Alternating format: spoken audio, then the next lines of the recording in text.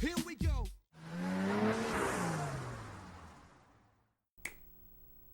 Welcome to Stick Drift, a bi-weekly show where we talk about the world of video games and the culture surrounding them. My name is Power Glover, and with me is... Norita. Hey, it's Norita. If you like it or hate it, please would you rate it? Follow the rule of cool and leave a like on the mic. You can find us on YouTube at StickDriftPodYT, on Twitter/X at StickDriftYT, and lastly on our Facebook page, StickDrift. We're also on Spotify. Each of our content has its own channel, so for a specific podcast, please subscribe to each to make sure you get the newest audio content in your feed. Noah, how the heck are we doing? We doing all right? Yeah, doing good. I mean, you got your spiel through there. Got my spiel through? Yeah. I mean, just makes it feel so official, you know? Oh, well, thank you. I feel like we're in the double digits. We got to start cracking down a little bit. I mean, if I point it out every time, I guess it doesn't make it all that official, but it'll become like a will-o machine. Yeah. Eventually, I'll stop commenting on it, and then we'll be really official. So. Yeah. Honestly, right now, I feel like we're just in a holding pattern for Switch Tune. Do you feel that way? A little bit, yeah. It's just, I mean, April, May, June. I mean, yeah, it's just right. It's right around the corner. I'm worried though about the pre-order stuff. I mean, it's a icky situation here in the States for that stuff for sure.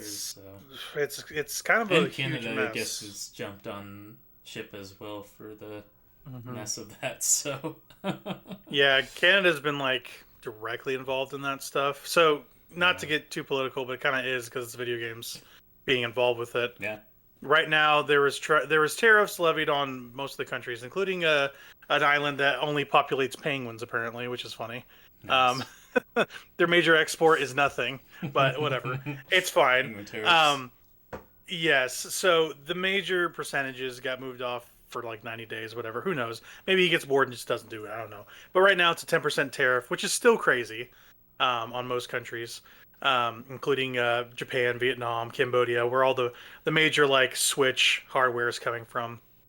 So Nintendo's scrambling. They're trying to figure out what they want to do. I think it's too late to announce a price hike. I do. I don't know. What do you think about that? Yeah, I mean, they could probably get away with like they could $25-$50 and not lose too many people. But yeah, I would. Yeah, it's gonna feel bad. The price already felt not great compared to like the Switch 1, but it's gonna feel real bad with the Switch 2. Because what did the Switch 1 release? Do you remember the MSRP for Switch 1 at release? I think it was $299. That's what I was thinking. I'm pretty sure it was. I didn't want to speak out of turn. Yeah, and that's the thing about. In Japan, they're selling this thing at like $383 or $300 on release. Yeah. They only hiked it up a little bit for Japan. It's like $380 something in USD compared to the yen, and then we're getting upcharged almost $160 or whatever it ends up being. I would have loved to see the $380 price or like the $400 price here. Dude, I would have bought like two. Yeah, but the $450 price and then $500 if you want that Mario Kart. It's acceptable, but it doesn't feel great, especially when some of the language surrounding it from their PR is well, if you're too poor to afford Switch 2, then use a Switch 1. It's like, well, that's not a good look for you, Nintendo. Not a good look for you. Yeah, they're getting a little Don Matricky with the Xbox. Like, we have a console for poor people. Yeah. It's called the Xbox 360. Like, what are we doing? And I'm paraphrasing, so maybe I didn't quote it quite right, but that's pretty close to what Bowser said. Yeah. Yeah. Was it Bowser himself who said that? Okay, I didn't realize that. Oh yeah. It was Bowser himself. He was asked specifically about the price, and he's like, we're still expecting to sell Switches. If you can't afford the Switch 2, we have a Switch 1 for you. And I'm like, oh my god, that just sounds bad. Like, I understand what he means. I understand. I He's I saying sort of that kind of even agree. they're going to but, yeah. support the Switch 1, and yes, lots of families will still play the Switch 1. Yes. The vast majority of their user base is going to be on that Switch 1 for a very long time. That's just I think so. It's not gonna just magically switch over. Everyone's on Switch 2 as soon as it releases. That's not how these things work. But well, it's an install base that's gigantic too. Yes, I mean, you're gonna keep selling games on that thing. Exactly. Yeah, it's like the same thing with the Wii versus the Wii U all over again, right? They're doing a sequel console to the Switch. That's gonna look a lot the same. It's gonna probably confuse consumers a little bit. Not as much as the Wii U, of course, because they did slap the 2 on there, luckily. Yes, I think that's big, yeah. If they call it a Super Switch, that might have confused consumers. The Super Switch sounds nice for us core gamers, right? That's what we want to see, Super. But for the average consumer, it's smarter to just slap a 2 on it. Then they know, oh, it's like when there was a PlayStation, then a PlayStation 2. There was a Switch, now there's a Switch 2. This makes sense to me, you know? Yeah, definitely. And it was that incremental upgrade that, infuriated parents back in the 80s, turning into the 90s. Like, they're like, I just bought this thing for my kid. Like, why do I need to buy? You're telling me the games I bought don't work on this thing? Yeah. Like, that's... I bought the Nintendo. Yeah. Now, these Super Nintendo games that I'm buying don't work for this, so I have to buy this new toy for my kid that's like a $100 and something toy or whatever. And there are a lot of people. I don't think Super Nintendo did nearly as well as the Nintendo, if I remember right. So, I don't think so. The thing also we have to remember is there was variable game pricing back then too. So things were not coming out at normal MSRP. It was like games were $100, games were $80. Like there's all kinds of prices for things. There wasn't a standardized price until like the late 90s, early 2000s. And the Switch 2, it seems like we're going back to that. So it does. It's really similar. It's kind of awkward almost. It's like, that's really what we want to do as an industry now, right? Is have games that are going for $80, $90, and we'll have games that are going for $40, and we're just okay with that as an industry, apparently. So, well, I understand like having a sale. Your game is cut this much off the price. That makes sense to me, but it feels like Nintendo broke the seal, like the unnamed seal, where everyone collectively decided it's a new generation, $70. But they dabbled with that with the original Switch, with like Tears of the Kingdom, and. Is that the only game they did $80 or $70 for? So yeah, that's the only one I can think of that was strictly $80 or $70. Well, that one was $70. That one was right? $70, and they're doing this now where they're basically leapfrogging, and they're saying a few of these games are $80, and it just feels like they're doing it because they can get away with it. That's what it feels like, and it's one of those things where like there's that. Analyst was going around about a month ago talking about GTA 6, going like they can get away with selling this game for $100. I'm like, I'm sure they can, but I don't. It might be worth $100, but people aren't comfortable paying that necessarily. And this felt like the first like tipping of that iceberg, I guess. It just feels like Nintendo's getting away with it, and it's giving everyone else, kind of clearance to do the same. Like, the word was, as soon as they did this, and I've heard this from multiple sources, other game companies were like, yeah, we are going to do the same as much as possible. Like, we're going to try to hike up our prices too. Because they did it, why not us, It's just, the fact that it might become a standard is kind of shocking to me, but... Oh, tariffs. It's a mess. It's a mess. And they were building in the 10%-ish tariff in the price...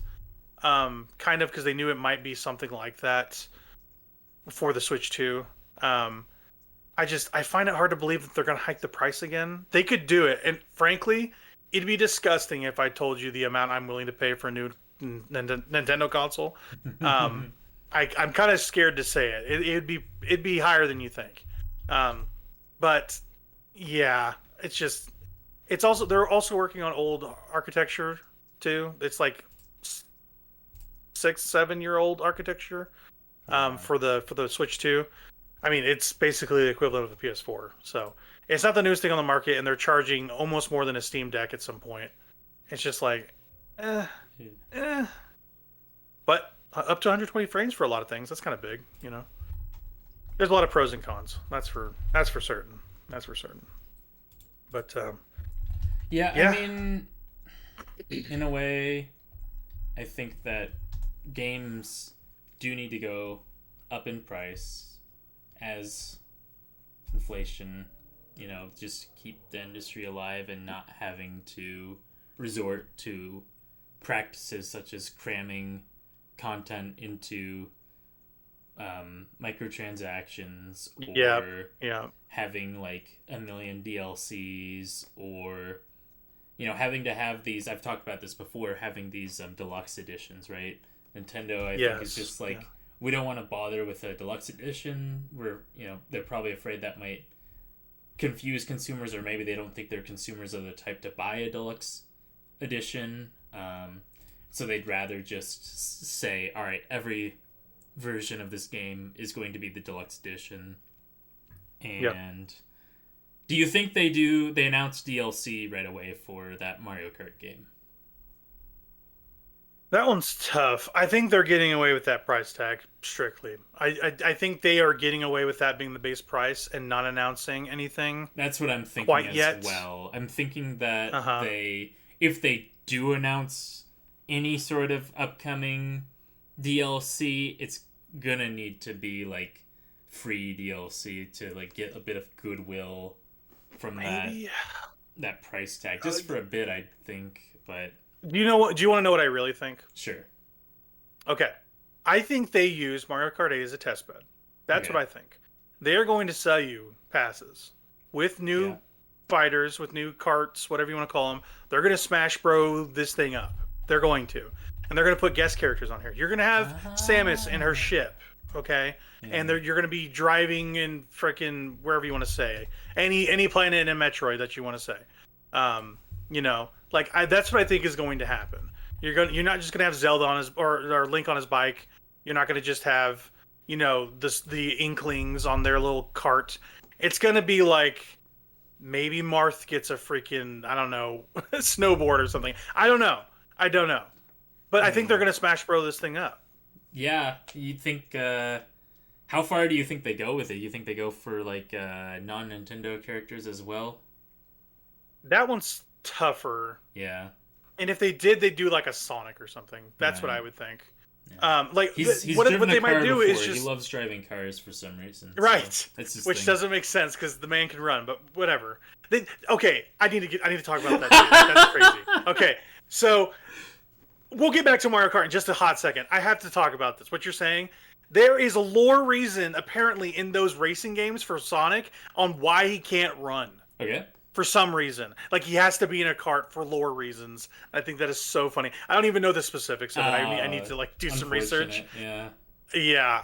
They go like, yeah, he's in this cart because of this reason. I'm like, oh my God. Well, you know, sometimes he just wants to drive around with his friends, you know, like he wants to be on their same level, you know, so he's driving a car, you know, and I think like, it's the same thing with like the hoverboarding one, the Sonic Riders, you know, it's like sure. Okay, you know, he can run, but like hoverboarding's cool, so he wants to try hoverboarding, you know. I mean, you get tired of being the fastest thing alive after a while, you know, and you're like, you know, I want to try some of these vehicles that normal lay people, you know, like to drive around on. So yeah. I mean, Spider-Man rode a bike and sold pizzas. He could have been swinging, you know. Yeah. Genuinely. So I don't know. The thing that people shouldn't be pissed about, I think the Nintendo fervor is warranted in some way. Yeah. I think they are getting away with fleecing customers in some odd way. But the thing is, you know, it's going to be good. The thing that's a recent development these days, and we don't talk about a lot of like new news necessarily unless it comes with games, but I had to talk about this. They're raising the price of the PlayStation 5 consoles in like Australia and Canada or something. I'm just like, that's what you should be pissed about. And it makes sense because of tariffs upcoming, I guess. But what genuinely, I have a PS5. I use it every day. I play most of my games on there. What does the PS5 have that sets it apart? And on a console basis, a library basis, it has pretty much everything else has. There's nothing that sets that console apart, really. Yeah. Not really. Maybe it's Demon Souls, which is a remaster of a PS3 game, or it's ports of PS4 games. What is the new thing on a PS5 that gets you to buy it? Besides, let me tell you, God of War Ragnarok, they had that on PS4. Spider-Man 2, they had that on PS. That was the only thing besides Ratchet and Clank. Really, they had Spider-Man 1 and Miles Morales on PS4. There's one game that you're forgetting. There's nothing new. It's the killer app for the PlayStation 5. Even won Game of the Year at the Game Awards. Astrobot. I don't hate Astrobot. I don't hate it. It's not. It's a known commodity. It's a known commodity at this point. It's not a system seller. It's not the showpiece you want. It's not a but they put the the Bloodborne guy in there. Remember that? They put John I know Bloodborne. you're key jingling to me. I understand. John Bloodborne. I know what you're doing. There he is. Listen, look it does work for me a little bit. I will credit you, but I'm not happy about it. All right. When I see Lady Maria in there, I get a little excited. Okay. Yeah. Well, it's not hard to. But we talked about this Game of the Year time. The fact that they're celebrating all their dead franchises they killed, like Loco Roco and freaking That's franchises frankly they disgusting. Killed. Franchises they killed. They're just doing like a dance over their corpses, you know, like you know. Parappa didn't die for this, damn it. Parappa lives. Didn't die for this. Man. Punch, it's all in the mind. It is now for sure in your mind because they're not making another Parappa game. The only thing I can think of with Parappa is the Daffy Duck that's like, I slammed my penis in the car door, you know. You slammed your penis in the car door. Yow! That one's so good. I love that. That one took me off by surprise. I'm not gonna lie. Anyway, this is supposed to be greetings and housekeeping. So hello, and that was housekeeping. Oh, we're greeting and housekeeping. Oh, my bad. That technically, I mean, I don't know what makes it housekeeping or greeting really, but you know, that's the notes. So. We're a little saucy tonight, fellas. Yeah. So I have been playing a few new things, 3 new games actually, which is kind of more than I normally do. There hasn't been a lot that's come out that's interested me. I'm still kind of waiting for Doom. We're about like a month away from that. Pretty excited about that. Nice. That's gonna be really good. I actually, kind of plug my. Sorry, continue. No, yeah, I was just gonna say real quick. With the Doom stuff, I saw that. I think Limited Run is doing a bundle for Doom 1 and 2, like their re-releases, and that's they're selling it for $666. Nice. What comes with it besides those? It's a lot of just collectibles. Let me find it. That's cool. Doom 666. If it's worth it, then yeah. Limited Run usually puts good stuff in their collections. But yeah, while you're doing that, I saw they for Doom: The Dark Ages, they're putting out like a Xbox wrap of the Doom Slayer. They're putting out a couple new Xbox controllers with Doom Slayer skins on it. Pretty cool. So yeah, pretty cool stuff. But I've got. Yeah, I've been playing. Yeah, continue. Yeah, I've got that Sorry, pulled up. you're doing. So, yeah. Tell me about it. So it's the Doom 1+2 game, right? It's called the Will It Run edition. And Will It Run? Yes, I've heard of this. Yes, the box that it comes in plays Doom. Yes, you just play Doom on that good. box. There's it says a 2-piece big box. Yeah, I guess that's the box that runs it. And then cassette tape soundtrack, which that also comes with the normal person, like a limited edition run of it. So if you don't want to pay the $666, you can get the big box edition, I think, or no, that's not it. I saw one edition that was just it was just the game. Yeah, it is the big box edition, but we'll talk about that in a second. So the Will It Run edition. So yeah, the cassette tape. there's a floating cacodemon on a magnetic base. So like the base is magnetic, so he's like able to just like float there. Yeah, I've seen those things. Those are cool. And then there's a handheld cacodemon that plays Doom. It's like one of those old awesome. McDonald's toys, just a little bit better quality, I'd imagine. But yeah, I remember I had a Sonic one of those. Yeah, yeah, I did too. Yeah, I had a Sonic one that was like maybe like a racing one or something, or I had one that was a side scroller. Or maybe yeah, I had one that was tennis. I remember maybe that was like Cream or Tails, and then I had the Shadow one. What was Shadow? I know I had a Shadow one, but yeah. But anyways, those are cool. And then you get the trading card pack with 5 random cards. So and then a certificate of I had the Tails one of those that you were talking about. Yeah. Yeah. Definitely had the Tails one. But yeah, it's so fun. This they're saying 187 mission maps and 43 deathmatch maps in Doom 1+2. So it's like every piece of content ever. Plus, it's got like online cross-platform deathmatch and co-op for up to 16 players. In-game mod browser. So original MIDI Doom 2 soundtracks. So yeah, I mean it's a love letter for fans of those original games. Yeah, maybe this is a good way to play this game. Maybe this is something. It is, and I can attest to that because I have been playing Doom 1+2 a little bit. Yeah. I think it was done by Night Dive, who was doing all that remaster stuff. Like they did the Thing remastered, they did the first System Shock.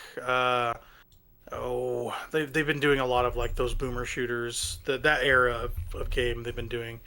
Doom 1+2 is crazy because they put like all the sequels over the years.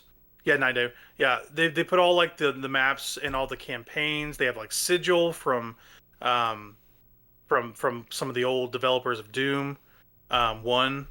And they have basically every piece of anything released for Doom 1 and 2. And they even added a new campaign that had never been played before. Like they made a new campaign with the assets, the Night Dive team, which is really cool. Yeah. It's a really good package, I have to say. Lots of stuff in there. Yeah, that Switch edition's only $4 right now. Wow. It's on sale right now. Yeah, you should play that. That version of the game is excellent. Yeah. There's a lot of fun things they put in there. Of Doom, but I've never actually like sat down and ran through Doom all the way. So really, you should. Doom 1 is great. I have not finished Doom 2, and I hear Doom 2 is less good. Yeah. But Doom 1 is excellent, and I know Doom 64 is really good too. So I will be finishing all these in very short order because I beat the 2 reboots and the new one's coming out. So I've been working my way through the first Doom in the last few months. So. Yeah, they've got that big box edition as well. That's $100, and that is just the game, like the physical game, and the cassette tapes, and the trading card pack. That's so awesome. I love stuff like that. Physical things you can take with you. Yeah, you're paying a pretty penny, but I mean that's some cool stuff though. Yeah, it's $100 or $666.66. That's a good meme. The Will It Run edition is limited to they're only making 666 of them. So very funny. That'd be a fun piece of memorabilia to get. The box running Doom is pretty awesome. Yeah.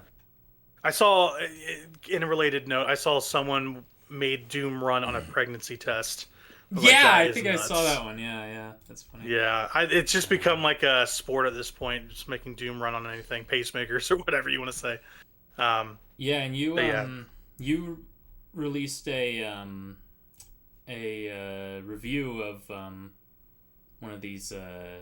Was it Doom Eternal or just the Doom series? It was Doom Eternal. Yeah, that's what I thought. Yeah, it was Doom Eternal. Yeah. That was that's a good segue. Yeah, I've been putting up a lot of stuff with my Substack. I'm actually working on one for spoilers, Mullet Madjack too. It'll be kind of shorter, but this one is a hefty one because it's Doom Eternal. It's called Grapple Hooked on a Feeling, and it's just on my personal Substack. If anybody wants to read it, it's not too long. I like Substack because before you click on a post, it gives you like this is a 12-minute read, a 10-minute read, which is really nice. I kind of go by word count, that sort of way. But I love that game. I love it. I don't think it's better than Doom in some areas, the reboots, but the combat is just immaculate. It's pristine. I have some problems with that game, which I will get into. I'm hoping to do a dreaded backlog on it at some point. I got busy last week, like I told you. But I'm going to be doing a review of that. Also on the Substack tip, I reviewed Little Gator Game. Great game. I'll talk about that a little bit in the games portion. That's an awesome video game. And then finally, I talked about my time with Atlas in their games recently and kind of getting me through some difficult parts of my life and kind of learning how to navigate content creation with you and it's been nice having like a social sim to kind of rest on every now and again. But now that I've finished Persona 3 Reload, I'm like, should I start Royal yet? Maybe not. Maybe I'll wait for the race, the latter parts of the year. We'll see. I will beat that game hopefully this year. Yeah. But anyway, I've been writing a lot of stuff recently. It's been fun. Yeah, no, it's I've tried to peruse a little bit of it, and it's been good stuff. Yeah. So, yeah. Thanks. But yeah, the games I played this week, the last couple weeks, honestly. I will talk about the first one that I just dabbled with. It's interesting. It's an interesting game. It's on Game Pass, along with another one I will talk about. But this game is called Eternal Strands. Have you ever heard of this game, Noah? Eternal Strands? It's a new-ish game. So, yeah, so how to describe Eternal Strands? It is the first effort from Yellow Brick Games as the dev. I want to say they're ex-Blizzard, but I don't know this. That's for some reason it's coming to my brain. I should fact check that, but you know, who's got the time? Yellow Brick Games, I know it's their first game. It seems like it's kind of middling across the board when it comes to scores and ratings, but it seems like a narrative third-person action game. And the hook of this thing is there's like a lot of physics to it. So like there's like this ice beam you can cast, there's like fire sort of thing. You have this like strand you can use to pick up physical objects in your world and like throw them or toss them, that sort of thing. It's very physics reliant, physics heavy, and you use that to kind of solve encounters with large enemies, very Monster Hunter like. Mm-hmm. And you have like a normal melee and everything. Kind of a crappy jump, I'm not gonna lie, but a really good bow. So that it's a pretty standard move set when it comes to your regular action, and then some interesting powers alongside it. So why did I play this game? I saw it on Game Pass. I heard really good things about it from people that have actually played it, not just yahoos reviewing the thing going, this sucks, you know. yeah. But pardon me, it's not the most polished thing in the world, I have to say that. But I think the voice acting is really good in this game. And honestly, if presentation is good enough in a game, but the mechanics are somewhat lacking, I can kind of get along with that. Yeah. It's really the inverse of that. If like the mechanics are good and the story is kind of crap sometimes it's harder for me. Mm-hmm. Like, I feel like that's how it was in Monster Hunter for me this past year. Mm-hmm. The story in Monster Hunter Wilds is not good, and it was hard to get through it. But the mechanics were there. It was there. Right. And sometimes I have trouble with that in games, you know. And it's a me problem. I understand. But Eternal Strands it's got really good characters, really good voice acting. There's some nice cinematics where it's like 2D animation. Looks really good. It looks very very Avatar like, very Legend of Korra like, 2D. Sort of animated sequences, which is really nice. The budget seems very mid-tier. It's not like a AAA game at all. You can tell this is like their first crack at this sort of thing. But you know, at the risk of like a fantasy world coming off as trite or overdone or whatever, I appreciate when fantasy games create their own people, create their own world, and don't make it feel too similar to other things. That's why I appreciate like Metaphor, for instance. Yeah. Where all their races, all their peoples are totally different. Yeah. They're humanoid in some ways, but they're visually distinct in a way that you haven't seen really replicated, right? Ever, yeah. It's just so unique, and just the dynamics as well between the different races in that are just so unique. As well as just like the standings, I guess, of the different races as well, or like very different than what you typically see in your fantasy fare. You know, it's usually like, oh yeah, there's humans everywhere, whereas this is, you know, right. The humans are like just like the minority race really there. So that's Yeah, for sure. And this reminds me a bit of that. yeah. Okay. I don't know, kind of like if it's a class-based system or if it's a racial system. I have no idea. But the designs of the characters is very appealing. Yeah. And it feels like basically you're part of this mercenary group. I forget what their names are. But you kind of join them. It's your first adventure with them, and they're trying to get into this place that nobody has been able to get into and pierce. I forget what the name of it is. I only played like an hour of this game.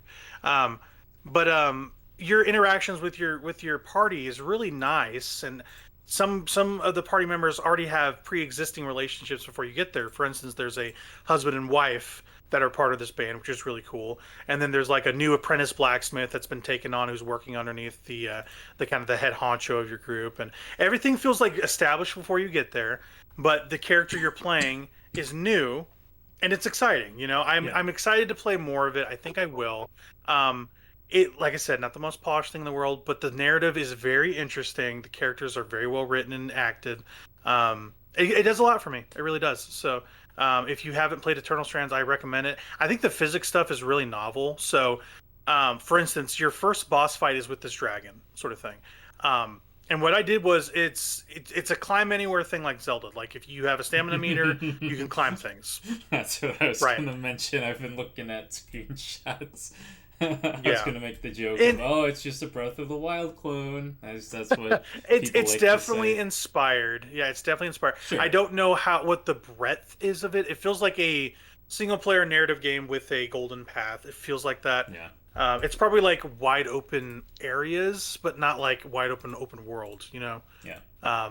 So when you're encountering these creatures, you're using your powers. And I've seen video of this. I haven't actually partaken in this, but I used a little bit of this to kind of see for myself. I used my ice powers while on the dragon, and it like froze his head, and his head like fell to the ground. It was kind of cool. Okay. And then I could like hack at it, you know? Yeah. And I saw a video of this of somebody playing the main character, and she's like flying on the dragon, and she used the ice on the wings, and the dragon like spun out of the air and fell on the ground. I'm like, sure, this is cool. Yeah. You know, it seems like something that we could really play with. It feels very have you ever heard of the game Noita, Noita, on Steam? I've heard of it. I don't know anything about it though. Yeah, it's a very physics based. That's a 2D voxel game. Yeah. It's not the same in terms of presentation, but it reminded me of that, where it came to like harnessing the elements and using them and having a chain reaction sort of thing on your environment or enemies. It's really cool. It's really cool. Eternal Strands. I think people should check it out. It's on Game Pass. Yeah, good game so far. Looks quite nice from the screenshots that I'm looking at. I like the party. They seem like like you were saying, a very unique sort of party. Very unique. And just the graphically, it looks pretty nice. Yeah, it's pretty sharp. It's in Unreal 5, I think. Yeah. Very good looking game. But yeah, I think might have talked about this before on the pod, but. Yeah, go ahead. Back when people were doing the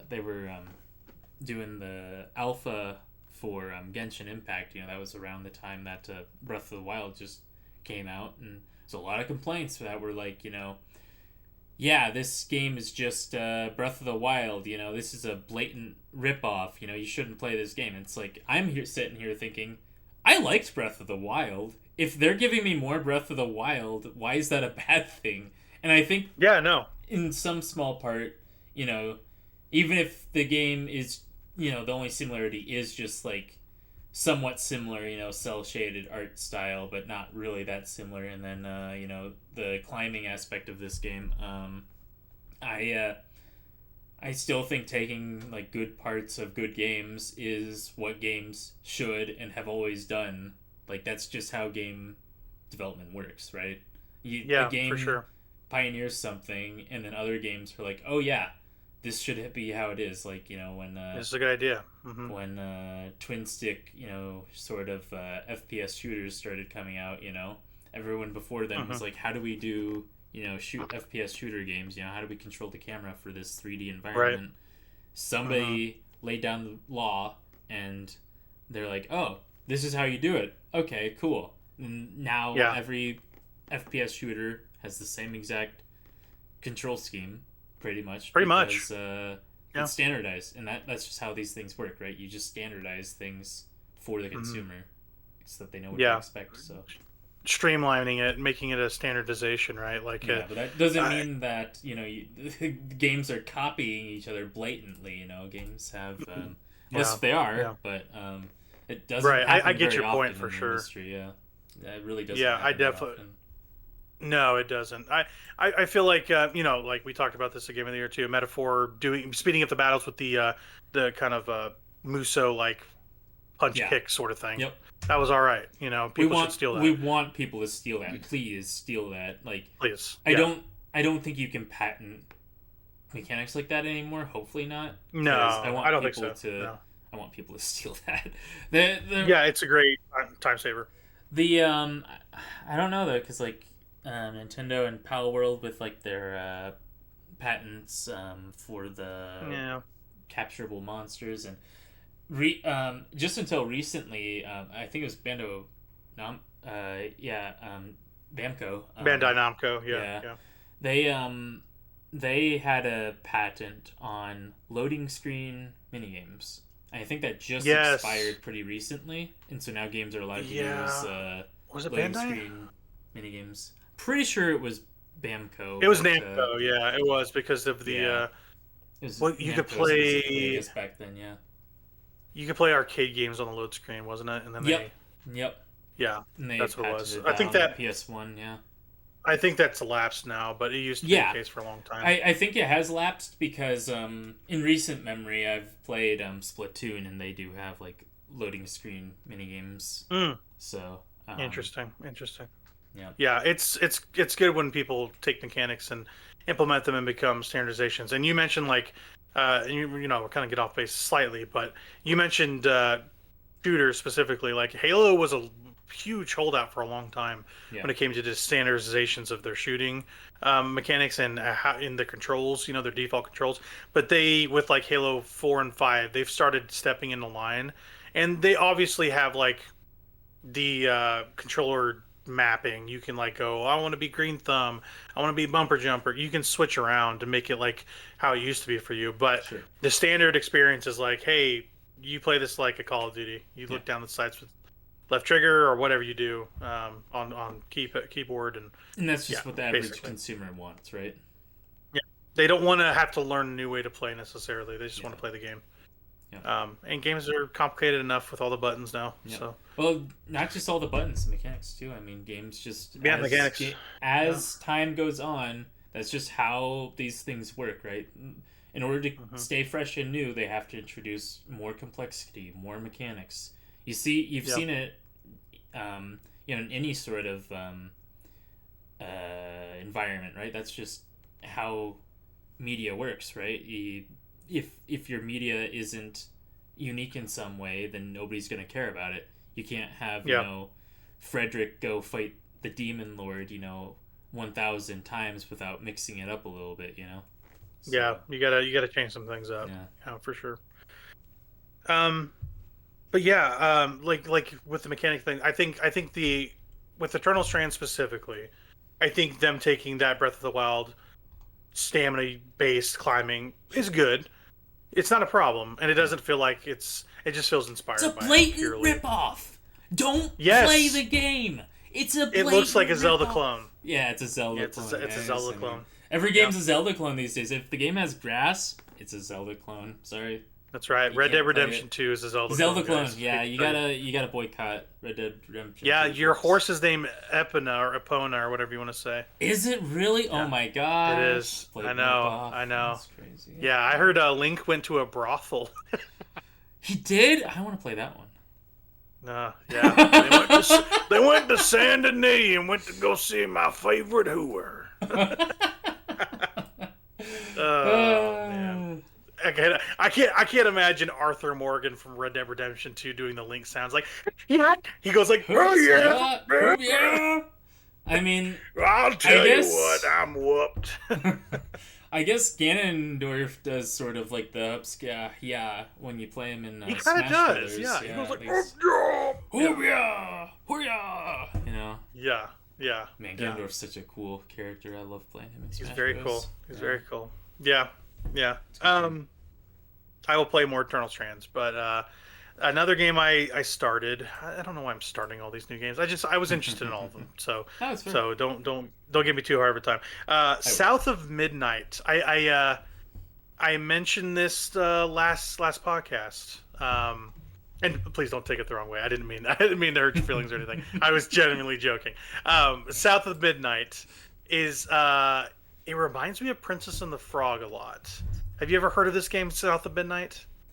No, I haven't. It's basically like a Louisiana Bayou third-person action game. They got the big catfish. That's cool. Yeah, that guy's cool. There's a big catfish. All right. There's a big gator in that game. Yeah, big gator too. Man, I like that catfish though. I played the first chapter of this last night. I wanted to kind of step in and play it. It's not a very long game, I hear. I think it's 10 to 12 hours, I think this game is. Off the jump, I'm playing on the Series S. I wish I wasn't, but it looks great. It looks great on there. It's a 1080p console. What are you going to do? But it looks great. The characterization of Hazel, the main protagonist, is awesome. I love the design of this thing. Like, everything is so cohesive. It's got a nice, like, stop motion quality to it that I like. It's very Spider-Verse inspired, it feels, where it's kind of animated on the twos, that sort of technique. The art design is fantastic. I think the music is some of the best music I've heard in a game in a while. There's a lot of audio cues in this game. It's so cool. So if this game doesn't win awards, I'd be shocked. It feels like what Hellblade was trying to do. But being an actually good game, where it's like, we're going to have these audio cues help with the narrative. It's going to work in tandem with your character. These musical beats are going to be the rhythm that you beat your drum to, almost. It's awesome. So you play as Hazel. The setting is the Louisiana Bayou. You kind of have a house perched up on stilts because of the floodplains, I guess. It's a nice, like, tight-knit community. It feels like a bunch of trailer parks around. You have a couple neighbors around you, sort of thing. But you're descended from this kind of this old witchcrafty, lineage called the Weavers, basically. And your mother forbids you from seeing them, for the most part. And it was your dad's side of the family, kind of, the Weavers are part of. And he's been passed for a while. I haven't figured out why or what happened. But basically, like, you're not on good terms because of your mom with that side of the family. You have a grandmother in town. Her name is Grandma Bunny or something like that, and she's basically in touch with this Weaver stuff. Anyway, so the game starts. You and your mom have a disagreement. You run off to kind of go check on the neighbors while the hurricane's kind of settling in, and as things kind of shake out, your mom's house floats away in a flood. Like, she starts floating away, and you're like, my house is going down the river. What are we doing? And at this point, it becomes a chase sequence, which is really cool. The hurricane starts whipping through. The music starts raising. Lots of cool, like, musical cues and a great set piece and everything. It's a really awesome soundtrack. Whenever you jump or do any actions in this game, like, there'll be like a little chorus that lilts with you. Like, when you jump, it goes like, oh, like that. It's really cool. And when you need to know where to go, you can click in the stick, and there's like a ghostly whisper that goes, Hazel. It's so awesome. It like I said, it feels like what Hellblade 2 was trying to do by having this novel, like, audio interaction with the player. But this feels so intertwined with the themes of the game. It feels great. There's great folk music, great, like, rock and roll soundtrack from what I heard from the first chapter. And yeah, like, it's a great looking, playing, feeling game so far. I'm excited to play more, but I'll probably really dive into it this weekend. But I basically finished the first chapter. I haven't really even started the game, but at this point I got my Weaver powers. It's like these two hooks, and you can kind of, like, take apart. It's the whole like, oh, Blight's on this town, we gotta cleanse it. It feels like that. Like every other modern third-person game these days. Cleanse the Blight! We have to cleanse it! It's nasty out there. Well, yeah. Bloodborne started that, and they've just been going on. Okay, alright. We can't just apply everything. We can't really... Everything's Bloodborne these days. So. Everything's Bloodborne. I'm not putting a tariff on Japan because they made Bloodborne. I wish you'd say that. That'd be a good thing. I wish you'd say that, yes. The Duskbloods, there's no tariff on the Duskbloods. There we go, yeah. John Duskblood. Yes. But yeah, South of Midnight, really, really great start. I'm excited to play more of this game. Maybe you probably looked at it a little bit. What's your thoughts on this thing? Screenshots of this. I like the big catfish, and I like the big crocodile. Yeah, he's cool. I've heard a little bit of the stuff I played past. Every boss has a boss theme, which is really cool. Like a actual song where people are singing like a song, which is really cool. Like they're singing about. Yeah, exactly. This thing, you took the words right out of my mouth. I'm not gonna lie. That's the game that's out in everyone's minds, you know. I was gonna say that's gonna be the next thing that we should have a Balan Wonderworld review. What do you think? Yeah, exactly. I mean. Yeah, talk about the reverse draw distance in that game. That stuff made me sick the first time I looked at it. You know what I'm talking about, right? No, I don't think I do. Oh, okay. So, okay. They do a Mario Galaxy thing, but imagine like the planet of Mario Galaxy. You know when you walk over it, it kind of like looks like you're walking around a ball. Yeah. They do the inverse of that, where imagine they took the ball and went like that and like pulled it open. It looks like you're walking on like a ribbon. I guess I never noticed that. Gross. Yeah, I guess I never noticed that. I have played that game before, so quite a bit.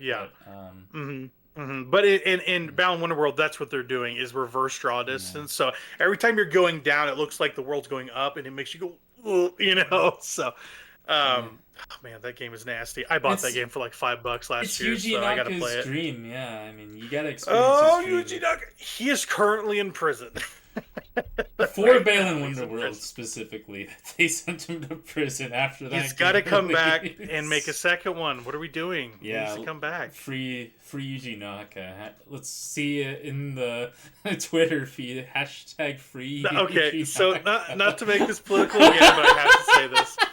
Not to make this political again, but I have to say this. Did you hear Trump talking about Shinzo Abe the other day? Oh, did you hear about this? Did he get possessed by Shinzo Abe? Okay. Oh, no. I have to talk about this. It was so funny. This is not really a political thing. Yeah. He goes, some days I wonder what Shinzo would think. I miss Shinzo. I miss him. And I'm like, Shinzo. Crazy. He's like, have you seen the memes where he's like, Donald Trump, come to the... Yeah, I know. That's what I'm thinking. Yeah, he's like in the sky and he's like Trump's reaching looking up at him. Yeah. I'm just imagining Yuji Naka talking about like, I miss Balan Wonderworld.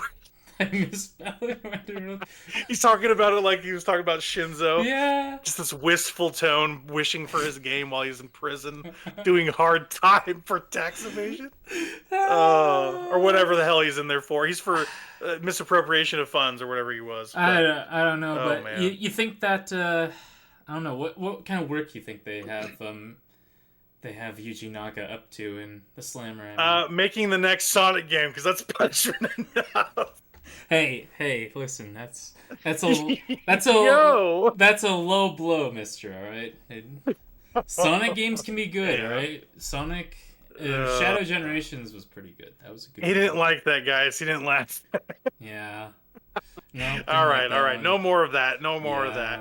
Truce. It's a truce. We admit it's a truce. Yeah. That's still my favorite thumbnail ever made was the censored one. That one was so good. That was so good. I love that one. I gotta catch that fire again, baby. I'm losing it.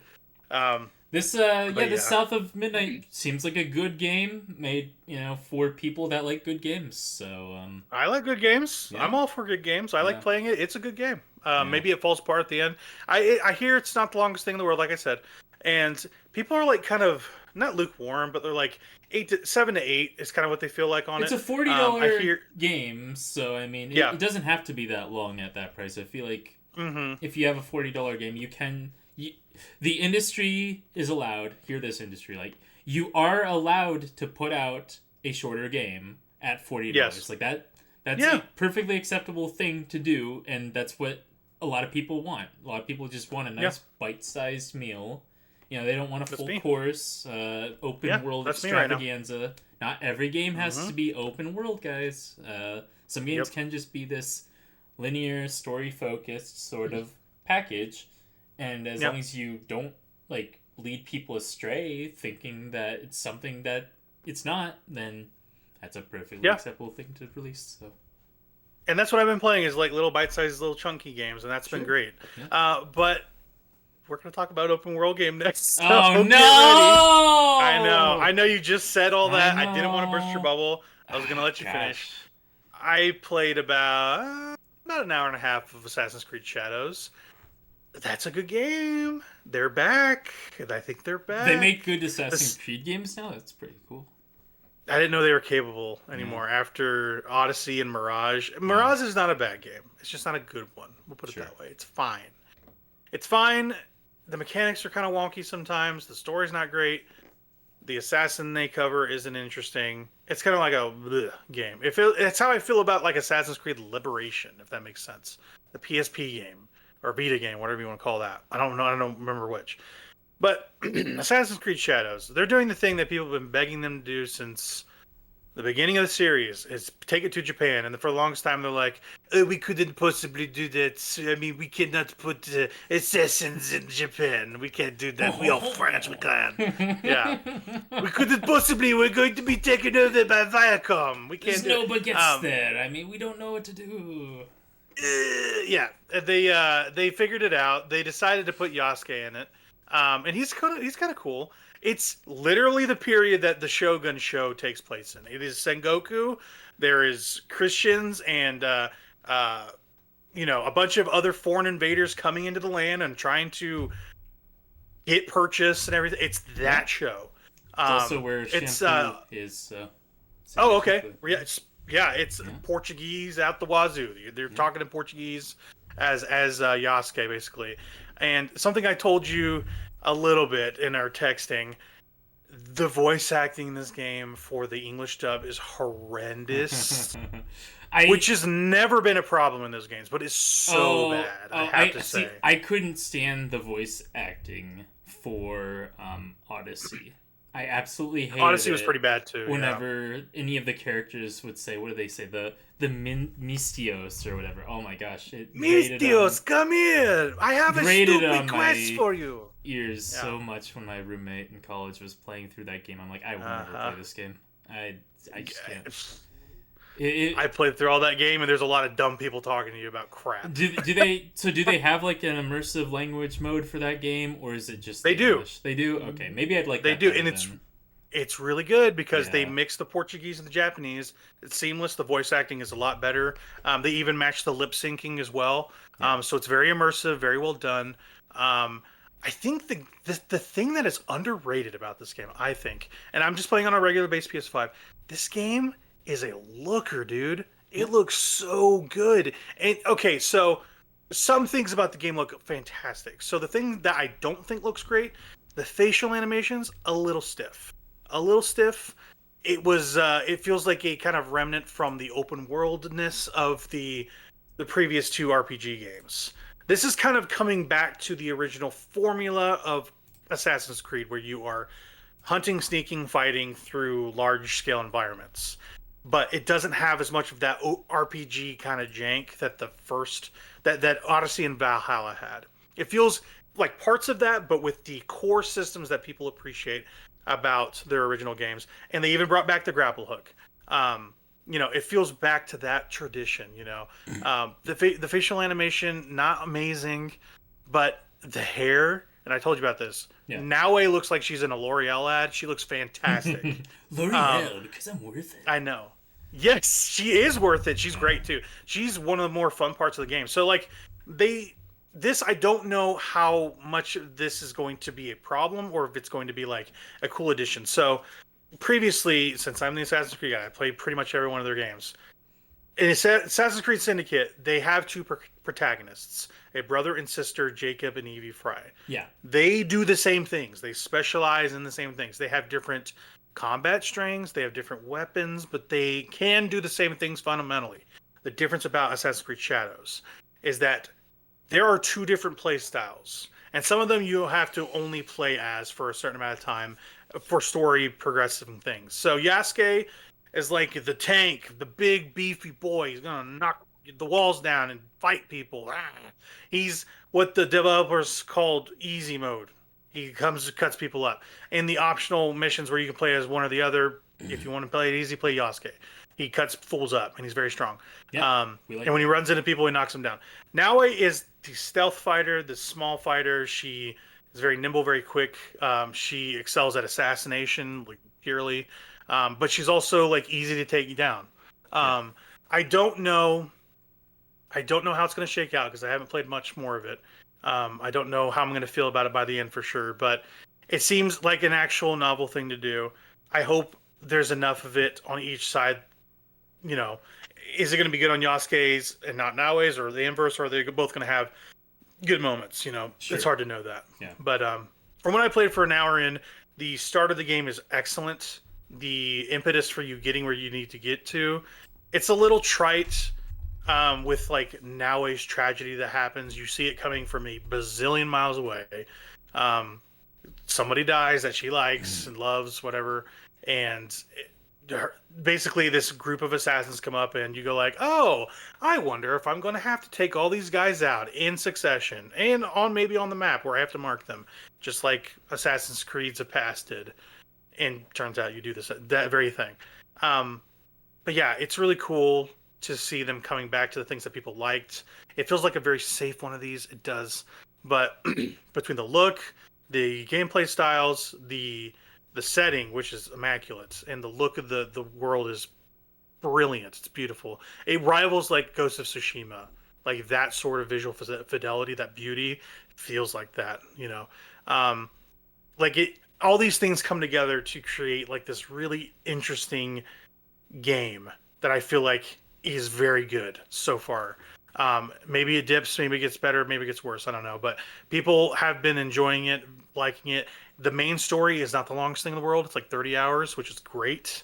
30 to 40. The other games have been minimum 50 just to get through the main story for the last two specific RPGs, not Mirage. Mirage was like a 20-hour game. But yeah, it's nice to see them like bulk up in the open world stuff, but make all the side stuff interesting as well. There's a lot more unique things, not a lot of copy paste like there was in Assassin's Creed Odyssey specifically.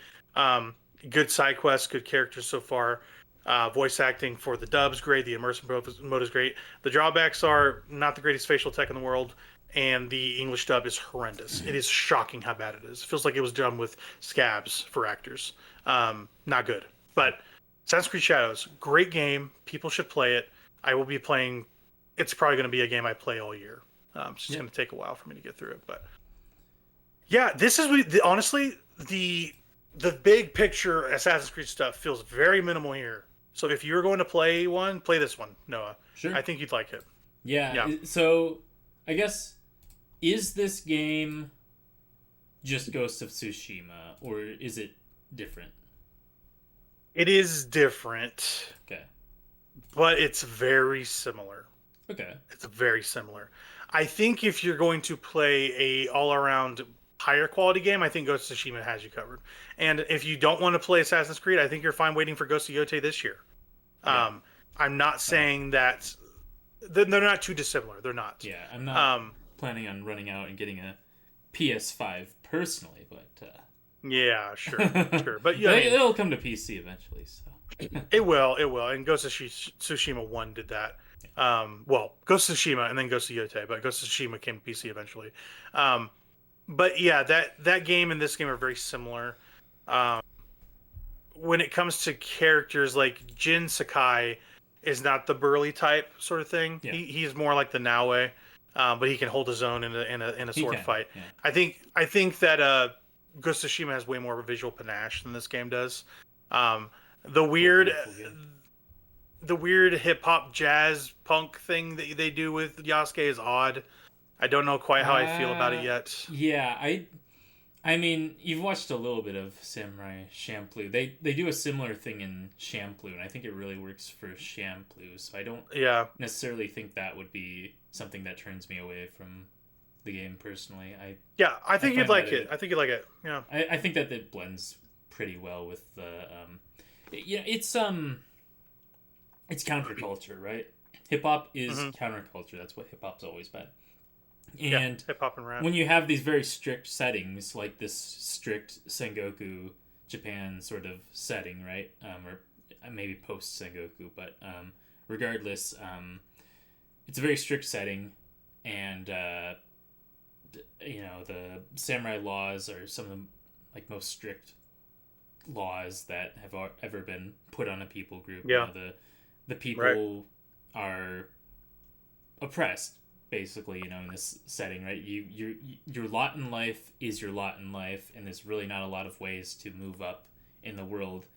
I know this from studying the Tokugawa shogunate, and they had a whole caste system of wherever you were born, that is where you stay. If you're a peasant, you stay as a peasant. If you're a samurai, you stay as a samurai, and you don't move up. That's just what Tokugawa Ieyasu decided, and that was how things worked. And so having hip hop to injecting that into that sort of setting, I think works for me. So just as like a sort of like a counterculture as against that sort of authoritarianism is I think it's a good use of it, I think, personally. But in Samurai Champloo, I agree that does work thematically for it. Yeah. When it comes to playing Assassin's Creed, I don't know. Okay. It feels awkward right now because of how new it is to me. Sure. I need to play more of it to really solidify my thoughts. I don't think it's trying to stereotype Yasuke because they didn't have hip hop back in Portugal. Yeah. That's not really what it is. Maybe if it's just a stylistic thing I need to get used to, could definitely be it. If it's done well, it's done well, and if it's tasteful, it's tasteful. Really, it's about interpreting it in a way that I feel like they intend, and I don't quite know what they're getting at quite yet. Sure. Yeah.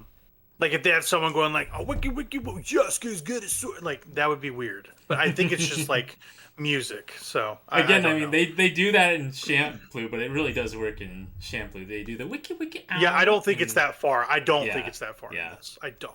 Okay. Yeah, it's going to be my game I kind of plug away at through the year. Sure.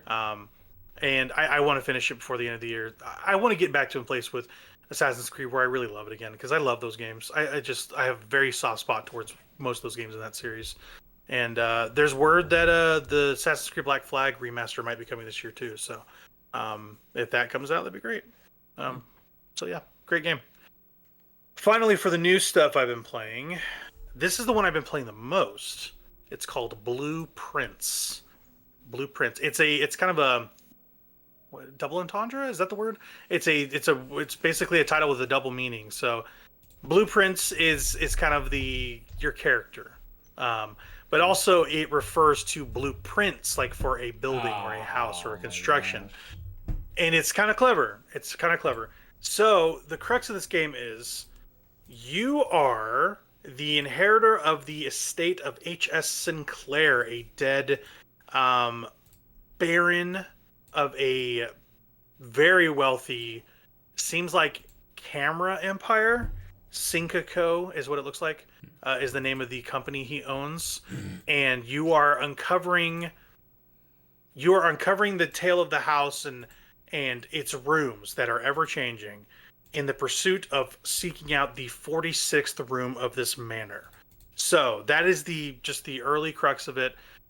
The design of this game, it's a roguelike. Every time you enter a room, you pick the layout and a grid up top, and you choose what room appears past the door. And in different rooms, there are there are keys, there are gems, there's currency, coin currency, there are items you can use to further your. No, none of that. Thank goodness. It's a single player straight, no nothing, no frills, nothing, no Elden coins, nothing. Yeah, and no Elden coins, unplayable. Yeah, unplayable. But it's a roguelike, and I've mentioned in the past, and I mentioned in my writing as well, I don't particularly like rogue style games. Yeah. I'm not a huge fan of it. I feel like not having permanence in a game, it can be really deflating, especially when you worked hard for something with nothing to show for it. I feel like it is used as a crutch when you have minimal content sometimes. It can be done poorly. I feel like this is more of a roguelite in a way, and I'll talk about a game later that is similar to this, where it is a light touch rogue mechanic game. And yeah, people are calling this a deck builder. It's not a deck builder. it's like a roguelike walking sim. It feels like walking sim. Oh no, you can't call it. It is. It is. You walk and you're reading notes and stuff. It feels like Gone Home, but every door is different. Remember when walking sim was like a derogatory toward a game? Now that's just like a genre that we have. Like, it's a genre, and people I enjoy. don't think it's a problem. No, it's not a problem. Yeah. It's just funny how that term has like evolved since like the days of. What was the first one that was a lot like that? It was like. It was like Myst and stuff, you know. Yeah, there was a specific game that people like were really divided on. It was like Eden or something like that, or what was it called? Actually know I can't remember. But anyways, yeah. You like you said, it's become like a genre unto itself. Yeah. I like the genre personally. I mean, one of my favorite games is What Became of Edith Finch. That's a fantastic game. Walking simulator, technically. That might have been the game that I'm thinking of, actually, that a lot of people were divided on. Oh, really? I love that game. It's very, very similar to that. You're finding items to further your run. Every day you have a budget of steps. Every time you enter a threshold into a next room, a step is demarcated from your count, you start with 50, and as you burn throughout the day, you will get too tired to continue to explore, and you have to return to your campsite to rest. And as you go from room to room, you're solving puzzles, you're picking up notes, you're uncovering deeper and deeper secrets to the house and its layout. You're finding different synergies. Like it's called drafting when you go from room to room. It's like when you pick a room, you're drafting. That's what it's called. If you pick this room and this room together, these have a synergy that lets you get this item. There are different books that give you guides. It's a very deep game. Like, I'm still trying to get my head around it, but it's very engrossing. There's something about, I love games that you play in your head. Forgotten City is like this. Outer Wilds is like the version of this game where the game itself doesn't change, but the nature of your understanding equips you better to solve its puzzles, right? Yeah. That's how Blueprints feels. The thing that they really push on you at the beginning is like, hey, pull out your notepad, buddy. You gotta write some stuff down. And I was like, I don't need to write no notes. I play video games, dog. I don't like pencils. I don't like paper. Nothing. That's not true. I like pencil paper. Yeah. But I was like, okay, let's just assume I'm going to do this. What am I going to do this on? I'm like, I have my notes app. I'll just do it there. And honestly, it's been a huge help. Writing stuff down, writing things as detailed as possible, and it's making my gameplay kind of like lengthen a little bit. But it's nice to go like, oh, this is a huge discovery. I'm going to write this down. Maybe I'll look at this later and go, oh, right, I forgot I found this. It feels like that game you play in your head. You're keeping notes. You're trying to kind of work out what you need to do. So everything is marked in days. So once you get done with a run for the day, you get tired, you go to sleep. It goes to day 1, day 2, and on and on. There's no limit to the days, I don't think. It's just a marker for how many days you've spent in the house. But yeah, you're basically trying to find the 46th room of this ever-changing manor, and it hinges on your fortune. Like, you're going to inherit the estate only if you find this 46th room, and until then, nothing happens. So you're basically searching until you find it. I have found the 46th room. I've been to it, but apparently there are secret levers in rooms I have not found that I need to just get good RNG on to find, basically, and enter the room. But there's also different puzzles, different things that, like, I want to uncover the story also, not just get to the 46th room at this point. So there's a lot that you can do puzzle-wise that's really interesting. Fascinating game. It's kind of been the game of the moment recently. Like, a lot of review sites have given this thing high marks. It's trending on Steam right now. Yeah, it came out for it came out for Game Pass and PS Plus on the same day as a new release, which doesn't happen very often. So a lot of people are playing this game. I love it personally. I think it's brilliant. We'll see if the RNG stuff gets in the way, because I feel like it could. But yeah, really, really, really digging Blueprints. This is the thing I played the most of besides the games I finished this week. But it really reminds me of the Forgotten City for you, and which we both adore that game. Oh, yeah. And honestly, we should talk about the game sometime. We both finished it. Forgotten we should definitely City? talk about the game. Yeah, we do. Yeah, that'd be awesome. At some point. Yeah, we should. Maybe, it's so maybe brilliant. I'll try and play through like a run of it before we do that. But, Yeah, I was thinking about that too. Yeah, I have a save file just waiting. Yeah. I should do that. that. Game's That's such a good hard game. to just run through and like do some sort of. No. There's several. Once you know what to do with that game, it's like Outer Wilds. Once you know the thing to finish it, you can finish that game in like 20 minutes. You just go finish it, Yeah.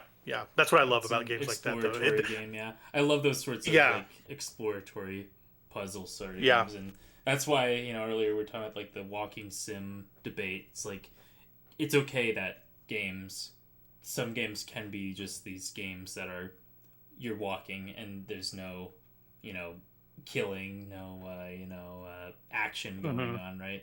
Sometimes you just want to play a game and experience the world and the narrative that the developers want you to experience, yeah, for sure. It's some of my favorite games are like that, like Yume Nikki for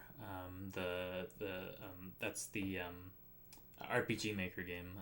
It's it's one of my all-time favorite games, and it's literally just a pixel walking simulator. The only action you can take is walking left, right, up, down. It's a top-down game, and with like maps that typically loop around themselves, and all you're doing is just trying to find hidden items in a set of maps.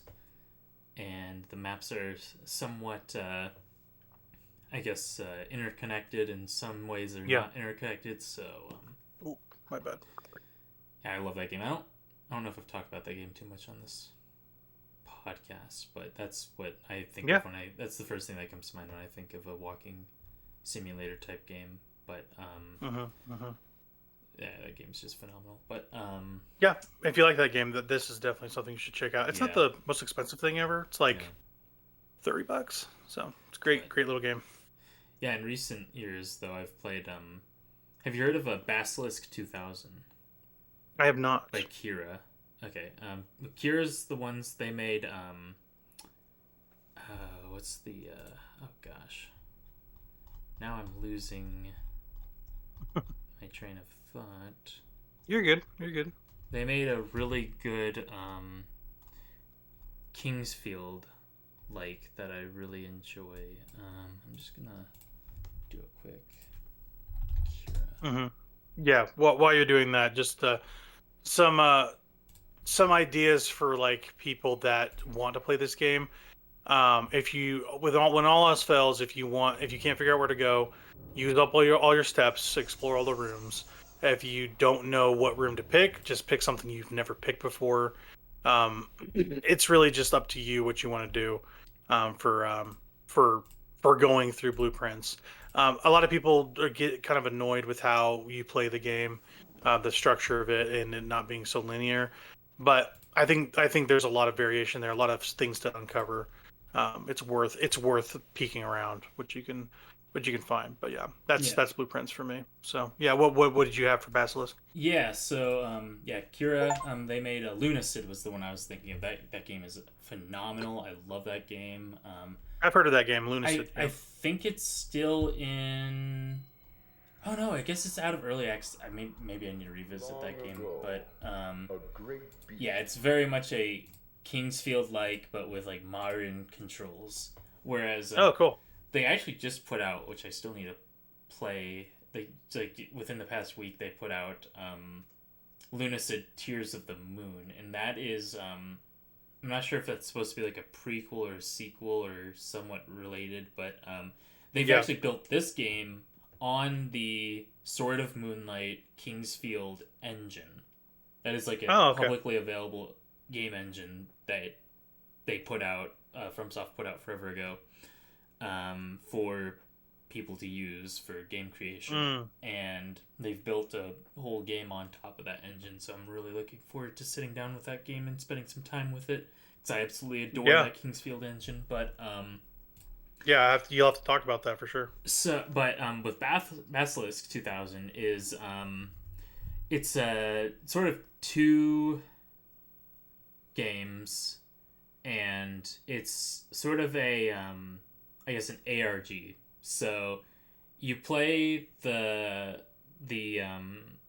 Super Nintendo game, which is actually just like a fan made like a creepy pasta-esque game. Maybe it's a little bit derogatory to it, but it's I give the vibe you're talking about. Yeah, it's like a found footage sort of vibe that they're going for, and the Lost very like Media Slender sort of Man-esque vibe. Yeah. Yes, the game plays a lot like a Slender, and that SNES game does. It's like a sort of a 3D walk through the forest sort of game.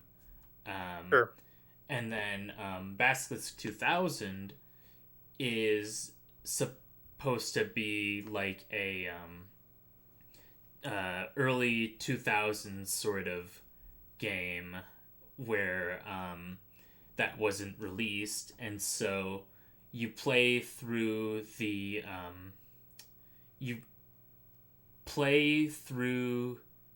game using a level editor. And so all of your interactions with the game are through just clicking on objects and like reading their descriptions. Oh wow. And yeah, you're like doing like the sort of what's it called, like the free camera sort of thing, to where you can like go anywhere in like the level. Oh yeah.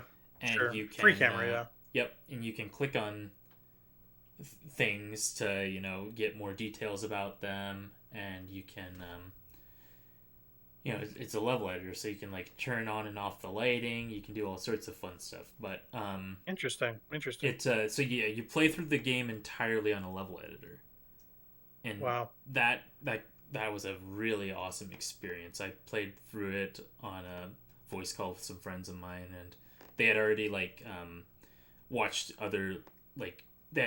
content creators go through it, so they kind of helped me with their knowledge of watching other people play through it. But I went through it completely blind, and it was an awesome experience. I mean, it has some insane stuff that the game does to try and mess with you, essentially. So Basilisk 2000, is this just on Steam? No, it's on itch.io actually. Oh, itch. Okay, Yeah. Yeah, send me the link for that. I will look at that. That looks cool. Yeah. That sounds really interesting. It is.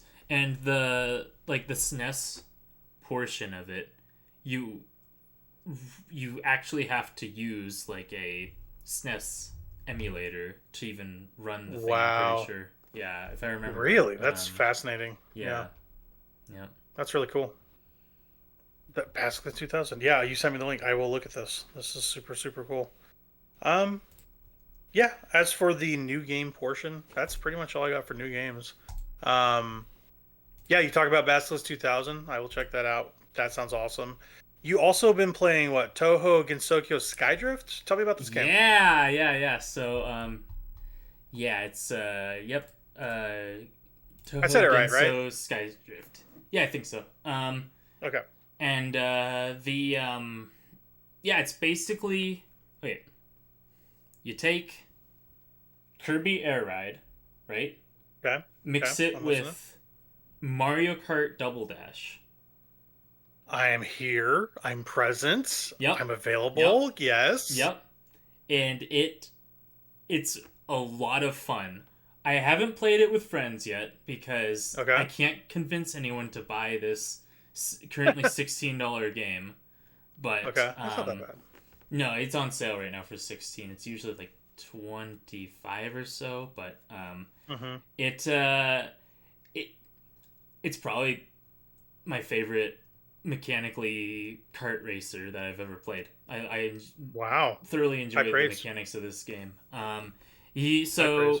So you have two racers. You have a Touhou that's your rider, and you have a Touhou that's like your flyer, sort of. And so one Touhou is like standing on top of the other Touhou as she's like gliding along, like hovering along the course, basically like a hoverboard. And so the Touhou that's the hoverboard has like, each Touhou has like different stats to them, basically. And so it just like affects like their handling, their top speed, like your Mario Kart, right? And but then the Touhou on top has a each one has their own unique ultimate sort of item that they can use. Their I think it's called like a last call or something like that, but or a last will maybe. They so you have hoops throughout the course that are just static hoops that are there. You go through the golden hoops and it slowly fills up a spell meter for your characters, and whichever one is active gets like the spell meter, and you can switch between them like a Mario Kart Double Dash, to where one's on top, one's on bottom, and they'll just swap out. So as you're going through your hoops, you fill up your spell meter, and then you can fill it up again to get access to level 2 spells. So there's level 1 spells for filling it up once, then level 2 spells for filling it up twice. And obviously the level 2 spells are more powerful than the level 1 ones, but maybe you need a level 1 one to get yourself in a good, better position. So it's kind of like a risk-reward sort of system like that. And it does cost a little bit of your spell gauge to switch between the two characters, just so that you're not... because you do get a little small boost as well for switching. But yeah, so you can just, have an item ready on one, and then you can switch to the other and keep that item ready on the one in case if you need it. So again, like Double Dash. And so there's a third meter that's like a yellow meter that slowly fills up as the race progresses. And once that's filled up, and you can get... You have to have that filled up, and then you have to have one of your characters at the level 2 item mark. And if you meet those conditions, you roll for an item, and you're guaranteed to get your character's unique item. And I think that's the only way you can get your character's unique item is through that system. But like in Double Dash, they each have their own unique item, and but this system basically says, okay, we're gonna have everyone have their own unique item, but instead of just relying on random chance to see if you'll get your unique item, you can actually strategically time it to where, okay, I'm going to get my unique item, and I'm going to get this character's unique item, because you basically will only get one of your character's unique items per race, right? That's just kind of how the timing works on it. It's kind of right at the end of the race that you're really able to fill that meter up enough, at least in my experience, to get access to your unique item. But I think your audio might have cut out for me. Oh, there you go. No, I was muted. Yeah, gotcha. Yeah. It's what I played of the I played through the entire single player campaign. There's 2 campaigns for the single player, and I played through both of those. So yeah, I had a really good time with the mechanics of it, and I definitely look forward to trying to convince people to play through this, because it's the only kart racer that's really had me hooked besides Double Dash. So yeah, and besides that Mario Kart DS. So you don't like Diddy Kong Racing? That's a good game. I don't like racing games that much in general, so yeah, I don't really either. There was a time where I like single player racing games like Forza Horizon's great. Sure. I love the Need for Speed games, the old ones, Underground 2. Underground was a good game, I'll admit. Yeah, I love Underground 1. Oh, some of those I love those drift tracks were amazing. Yeah, and some of those later I remember playing some of those later Gran Turismo games on like the PS3 as a kid. Oh yeah. I thought those were super cool. A-Spec. Yeah. I don't know if you remember. Do you remember the CC's Pizza in Springfield? They had, for some reason, a Gran Turismo A-Spec poster in the lobby. Is that right? Huh. I remember seeing that and going, I remember why is there the a Gran CC's Turismo? Pizza, but I don't remember the poster. Yeah. I remember they had an arcade in there. It was the one beside Aldi. Yeah. And yeah, they had the arcade in there too. Yeah. That was like our childhood CC's. It's so good. I love CC's. Yeah, it was weird. I was like, why is there a A-Spec poster on this wall? It's almost like Gran Turismo here. They also had that arcade in the mall that we used to go to and play that was Marvel fun. versus Capcom. MVC, MVC. They closed that down, sadly, but oh, they did. That's sad. Yeah. Dang. It must not have been getting a lot of people. Maybe after COVID, people were like, I'm not going to touch that. I think that's the back of it. Yeah. Oh, that's so sad. But yeah, Skydrift. That sounds really cool. Yeah. It's nice to see that you're liking it. Liking a racing game of all things. Yeah, I know. I just picked it up on a whim. I'm like, oh, this is on sale. It's been on my wish list for a while because it's a Touhou game, and I enjoy the Touhou. Yeah. I guess it's not really a franchise. It's like a. It's the not property. an IP You like either. the property. It's not really even a property. Like it's an open licensing system for it. It's like Warhammer. Yeah, everyone it can is. make a Warhammer game. Yeah. Anyone who wants to make a Touhou game can just use the characters, and Zune doesn't care. So. Yeah. Any other odds and ends besides that? Any other things? So I finished up the story for Monster Hunter Wilds. You did? Great. High ranked story, yep. So I'm completely done Gotcha. with the story of that. I don't know if I return to this game too often. Like, maybe I check out those title updates. I already checked out the Mizutsune, and yeah, it's Mizutsune. I've fought him a couple hundred times, and yeah. It I don't know if I keep going back. Yeah, to what's that your game. What's your overall feelings? Yeah, that's what I want to know. It's a good game. I didn't like the story like you. No, I'm in the not same good. boat with that, but Yeah. mechanically, I mean, yeah, it's a good video game. I don't know. I will say we were really high on it to start. We were super high on it. Yeah. Yeah, and I do think that's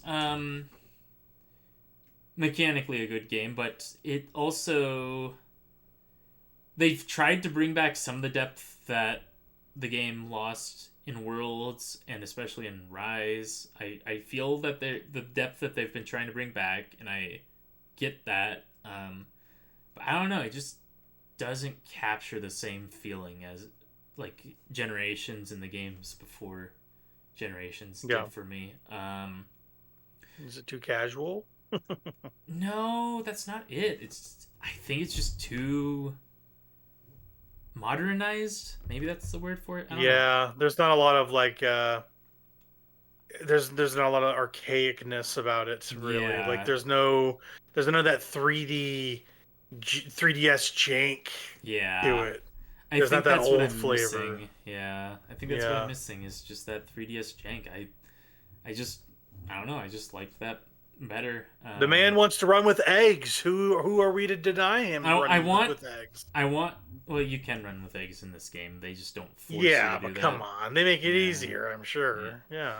I don't know. I haven't actually been able to deliver an egg in that game, but I haven't tried too hard because I haven't actually found a single quest in the game to deliver an egg, so...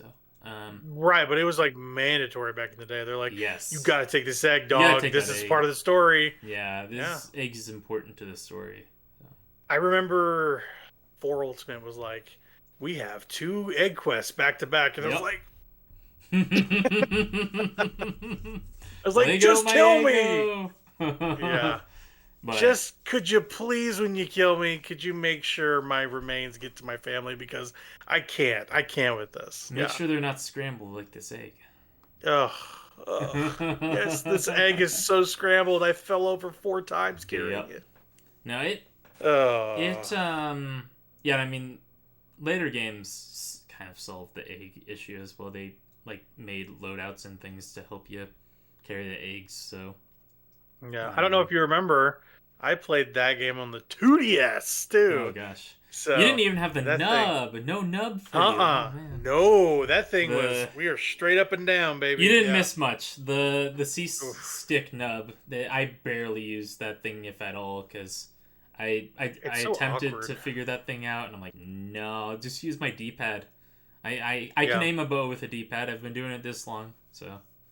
It feels like you could never move it. It feels just like a thing, like a nub. You're just like, am I going left? Am I going... like, it doesn't feel like it's moving. Yeah. I always wanted to try that Circle Pad Pro.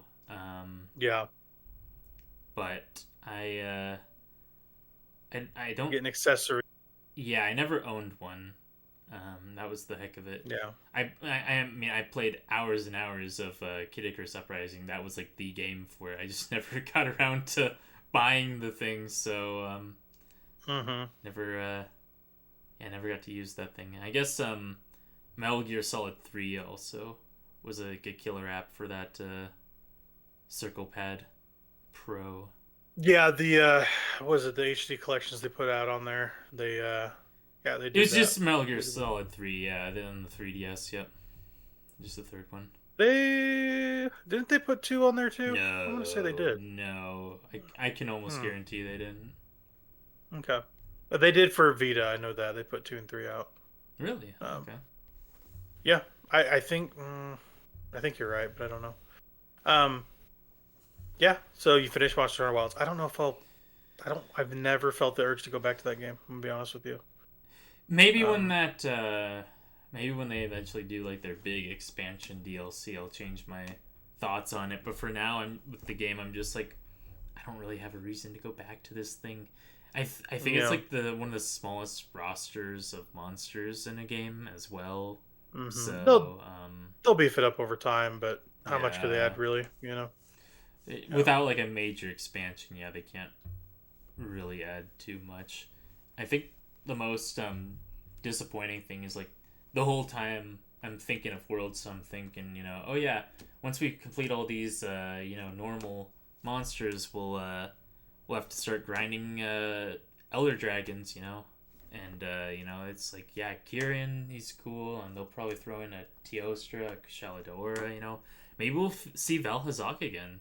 He was really cool in Worlds, so yeah, no, there's not a single Elder Dragon in the entire game. Oh, wow. Yeah. That's a disappointment. Yeah, we got to the end. I'm like, all right, I'm ready to fight some Elder Dragons. I'm looking at my quests. I'm like, where's my Elder Dragons? Where's Kirin? You killed them all in the last 2 games. I guess so. I guess they're all gone now. Yeah, that makes sense. The crowns, they were too heavy. Yeah. I mean, they've got... It's unfortunate. Oh, gosh, what's the... I don't remember the name of the big bad of it. Not the flagship, but the big bad. I guess that thing's technically an Elder Dragon. I don't know. I guess it's supposed to be kind of based off of the equal dragon weapon sort of lore in the Monster Hunter universe. But which is that stuff goes hard, by the way. Like that. Yeah. Favor did. I'll have to play in the games. Yeah. But they've never actually done it in the games, but it's just in like some of the backstory lore stuff. But yeah, I mean, some of the lore implications of the game is pretty wild. I guess that's why they call it Wilds. But they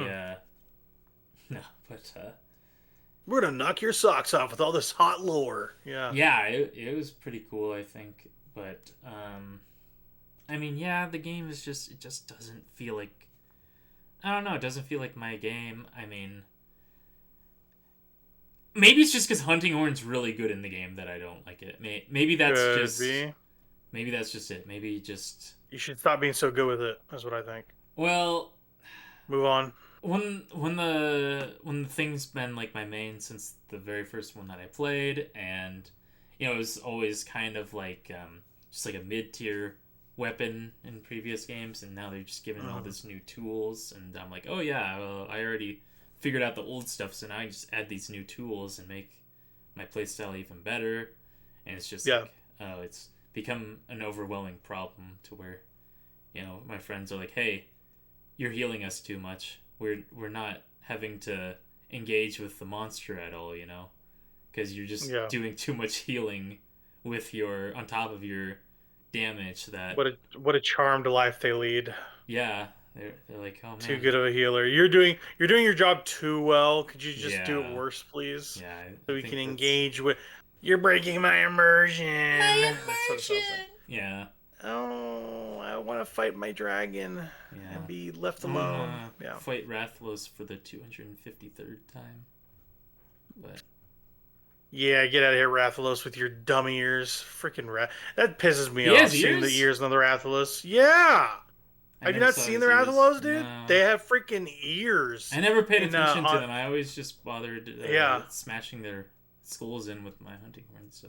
Sure. In Monster Hunter Stories, the role-playing games, the turn-based role-playing games, they're very prominent. You look at the Rathalos buddy you have, and you're like, bro, you got freaking ears? Like, what is going on here? Like all the they look like elf ears. Yeah. They're like elf ears. It's really weird. Yeah. And that's how the regular design is too. It's not as prominent though, but. Yeah. I'm glad. That's good. You finished that. That's a new game. You finished a new game. That's awesome. Yeah. I mean, that counts. Finishing a Monster Hunter game. Do you really finish those games? But I mean, no. But you did everything. That counts. I fought all the guys. The guys all fought, and even fought the DLC guy, and I was like, yep, that's the guy. There he is. Yeah, it's a good game. Might just not be my speed. I might stick with what I like, the older style. Go back to Generations Ultimate or whatever it was, Yeah, Generations Ultimate, or maybe even go back to 4 Ultimate. I don't know, but if I get the itch for one of those games, it's probably not going to be that one. I have an idea. You should play God Eater instead. God Eater is basically I'm okay. Worse Monster Hunter. Yeah, I mean, I played Dauntless for a while. And Dauntless. Dauntless is that game wasn't bad. That game was alright. It was like I called it Fortnite Monster Hunter back in the day because basically I think it was Epic Games as well. So where we dropping to kill the freaking Tobigadachi? Yeah, it feels like that. Yeah, I played it. I played that quite extensively with a buddy of mine when I was in college, and we had some fun with it. I don't even remember what I played. I don't remember my weapon. I don't remember what monsters I fought. I mean, the game was just so forgettable, but yeah. Not too bad, but that's Monster Hunter. Yeah, Wilds. Monster Hunter. Yeah. It's a game. And then other stuff that I've dabbled with is just more Hatsune Miku Project Diva. No, really? I didn't know you were playing that. Yeah, it's just, when I don't feel like playing anything else, but I feel like I need to play a video game, I'm like, well, I'm just going to boot this up, I'm just going to play this, and I know I'm going to have a good time. And I always do, even if I'm trying to punch up on extreme charts that I'm just don't have the skill level for, I'm still having a good time. That's literally how I am with like Hitman or Into the Breach. I just go like, I must go to a refuge where games are good. Yeah. No more shit games. Yeah. So that's good. Rhythm game. I know what to expect. I know how to play it. It's the same since the PSP, and that's that's all they need to do. Yeah, they got to play that Anamanaguchi song. They don't even have that in the base game, but I do have a mod that what? adds that. Yeah. Okay, I was gonna say that song's great. Yeah, I Got a am mod on on it, top so. of the world. I was looking at my mod list the other day, and I think I've got like You said you had a ton. around You said a million. 2,000 songs that I've got added to the game. Yeah. What? Yeah. That's insane. This is too much. No, it's not bad. Yeah. That sounds like a broken man to me. No, you enjoy that game. That's good. Yeah, it's good.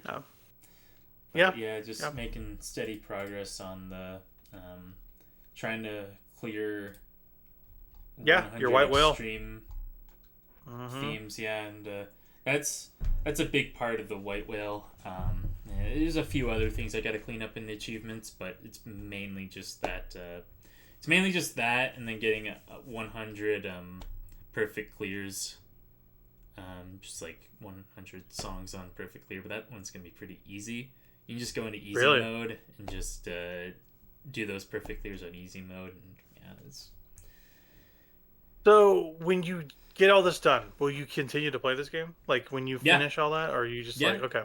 Yeah, I'll continue to play it as people. I just add to my mod list as people either update their mod packs or release new mod packs that I see on like Game Banana, and I'm like, oh yeah, this seems interesting. This has some good songs in it, or this, it just has songs in it that I don't know, but I want to check them out. Then I just add mods, and then some of my extreme clears may be from those modded songs, but most of the time mod creators keep the extreme charts on par with the Sega charts, so I don't feel as though it's too cheap to use those for my achievement, but gotcha. It's a good game. I like me a good rhythm game. I'm still praying for that Redditon to grace our. I was looking at that again today. I'm like, this looks really good. I should play this. Yeah, you should play it.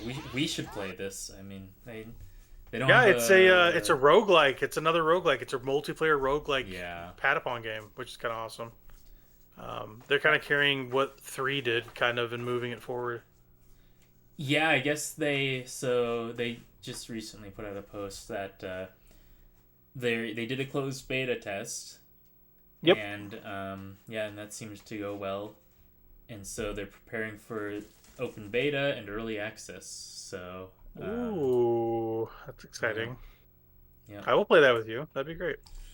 That's gonna be a good game. Yeah. I love those designs of those little guys, the little Redditon guys. They seem pretty cool.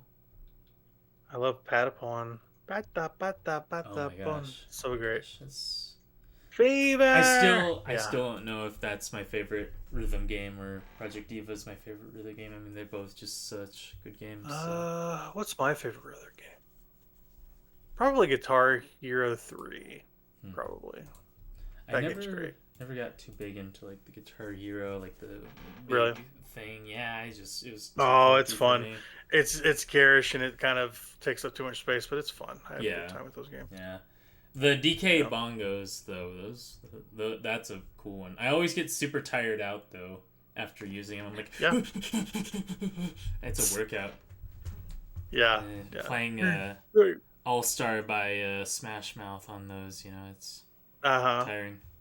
Yeah, they got it. They got that on that DK. Yeah, I know. I played it. Donkey I used Kong to play again. that game. Yeah. Yeah, for sure. Donkey Kong is crazy. It's funny they put out a peripheral for one game. Yeah. Well, it's also two technically. Yeah, they've got the Jungle Beat game, and they've got several Donkey Kongas as well. We only got 2 of them here in the States, but they made 2, and they have 1 over there still. That's the third one. Yeah. They figured we had enough. They're like, don't send in the third one. Yeah. It's also a good controller for Dark Souls too. So that's so funny. It's so funny people use that. Yeah. Oh my gosh! I saw somebody someone beat Dark Souls 1 with the chainsaw controller from Resident Evil 4. Oh, really? That's cool. Pretty awesome. Yeah. Have you seen that thing? I've shown you that thing, right? I don't think I can't picture it now. Yeah, look up the chainsaw controller from Resident Evil 4. I'm guessing it's for the Wii port, right? Was it? Oh my gosh. Oh What no, I was guess that this is for? a PlayStation controller. GameCube? Okay, I didn't know if it was GameCube or PlayStation. But yeah, there's the okay, chainsaw came in controller. 2 versions: a yellow chainsaw for GameCube and a red one for PlayStation 2. Okay. Yeah. I knew there It's by was one Newbie that went to GameCube. Yeah. It's so funny, dude. It's what a crazy The blade, controller. like, I'm looking at the box and like the blade sticks out of the like. Well, it's like a sort of like a triangle shaped box, and then it's just got this blade just sticking out of the box that they've put like plastic around. Silly. People are silly. I wonder how many of those like blades broke off in like manufacturing, like it got handled. Oh my gosh, I can't even imagine. And the blade just like snapped off because it's probably just like a little like plastic, Yeah. And those, man, who knows how many got broken, like you said, and how many got broken at home because the controller sucks. People just chucking that thing. It looks like they had it in the back of the GameCube manual. They had an ad for it. It has Leon in like a portrait. It says, "The nightmare is not over. Neither zombie nor human. A new horror has come. Pick up your Resident Evil 4 chainsaw controller today and beat them at their own game." They have a whole website too. ResidentEvilController.com. Let's go to the Resident Evil nice. Got to get that URL, baby. Yeah, I love that about Nintendo. Like in their directs, they will always do this. Like they have the happy, cheery voice talking about the most violent thing you've ever seen. Cut up demons in Doom Eternal. Join your friends in Snap Map. Push back the forces of hell with your super shotgun in Doom: The Dark Ages. I love that about Nintendo. Yeah. We're gonna end go up way in back deep seasonal depression with Omori. Yeah. I wonder if I need to check out that game. I wonder. I hear it's great. It's like Undertale, but with more depression. So. Yeah. Yeah, I hear it's a tough one. It's got a very cult following. Yes, it does. Yeah, it's kind of like what people think of Off a little bit that you were talking about. Mm-hmm. Oh gosh, I'm excited to play that. That comes out this year.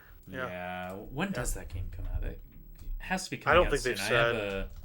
I have a pre-order for that, for the physical release. I'll have to play that too. That looks good. I guess they haven't set a release date. Yeah, I didn't see. Last time I looked like the other day and I was like, oh, nothing yet. Dang. Only coming to Switch though. I hope it comes to other platforms, but I'll play it on Switch. Yeah. Any other odds and ends you got?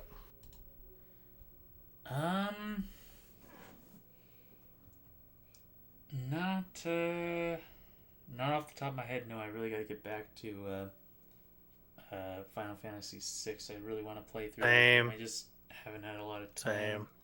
My day job has been kind of rough recently, so. Yep, I've been busy too. I've been fitting in smaller games lately, and that's kind of the next portion for me. I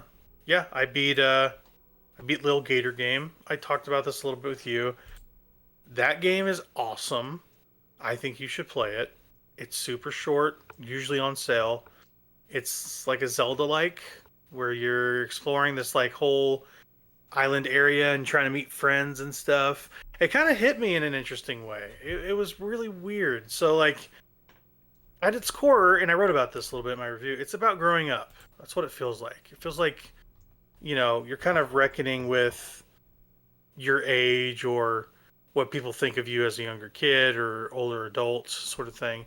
It reminds me of my relationship with my brother specifically, where he's younger than me by, oh gosh, when he was born. Yeah, it's almost a 10-year gap between him and I. Sure. It was one of those things where he's like always asking me to play and stuff, and I never had time, and now I regret it, sort of thing. Not spending that time now that I've moved away. And that game kind of touched on that a little bit, where the main character you play as is the little gator. You can name him whatever you want. I named him Huggy. I thought that was a cute name. He's trying to get his sister to play with him, and she won't give him the time of day because she's busy. She's like there with him physically, but like her brain is like in the computer trying to do college classes or work. It's not quite clear specifically what she's doing. Yeah, exactly. She's part of the computer now. Yeah.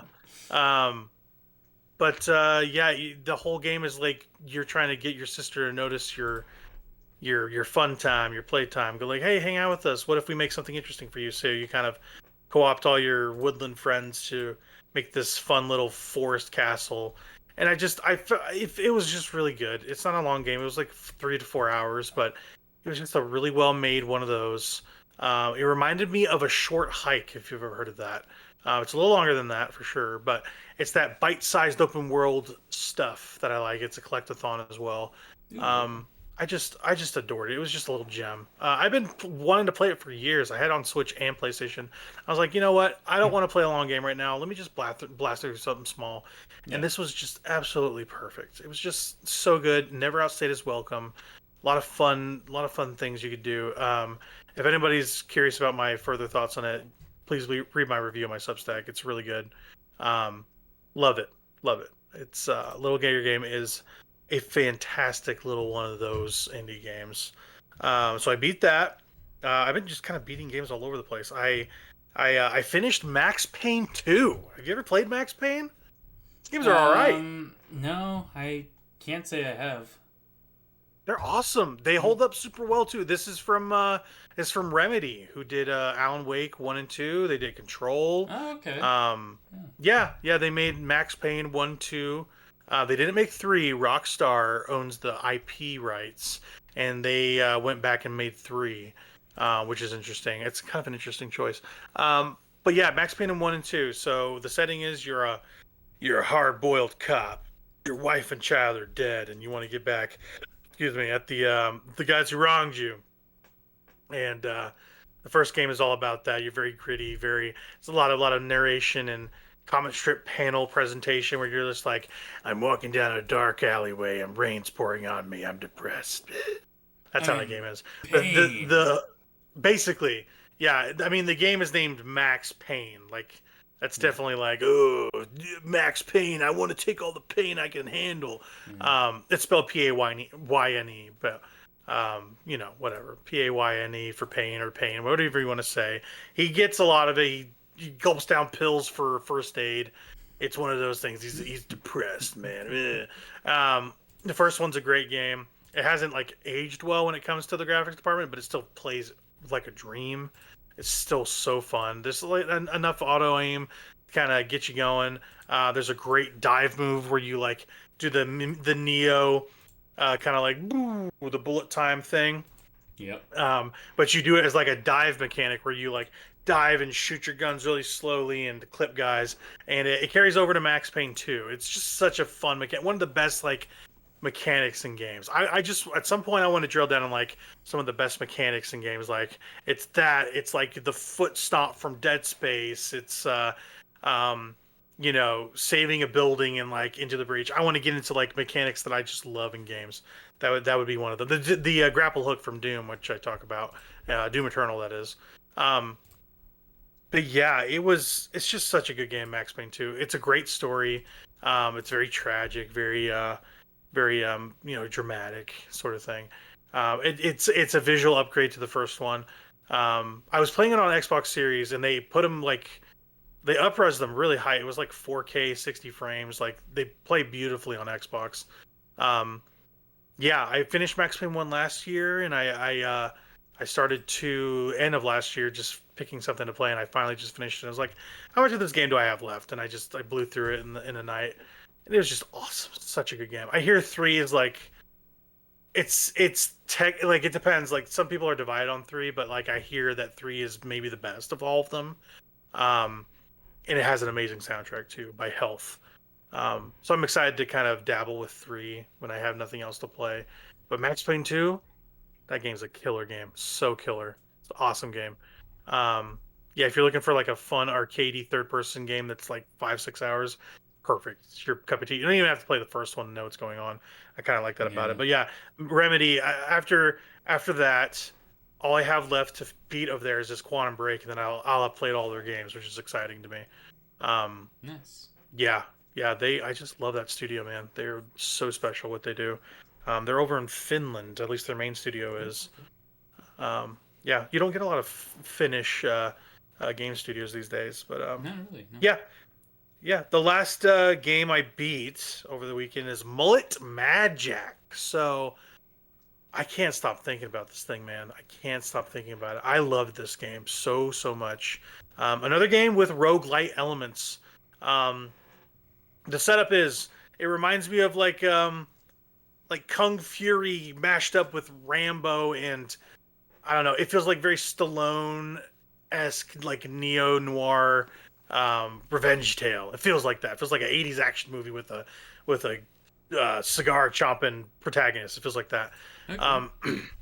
But it's like I'm writing something about this too, so I'm not quite done with it yet. But gonna review it. It took me 2-3 hours.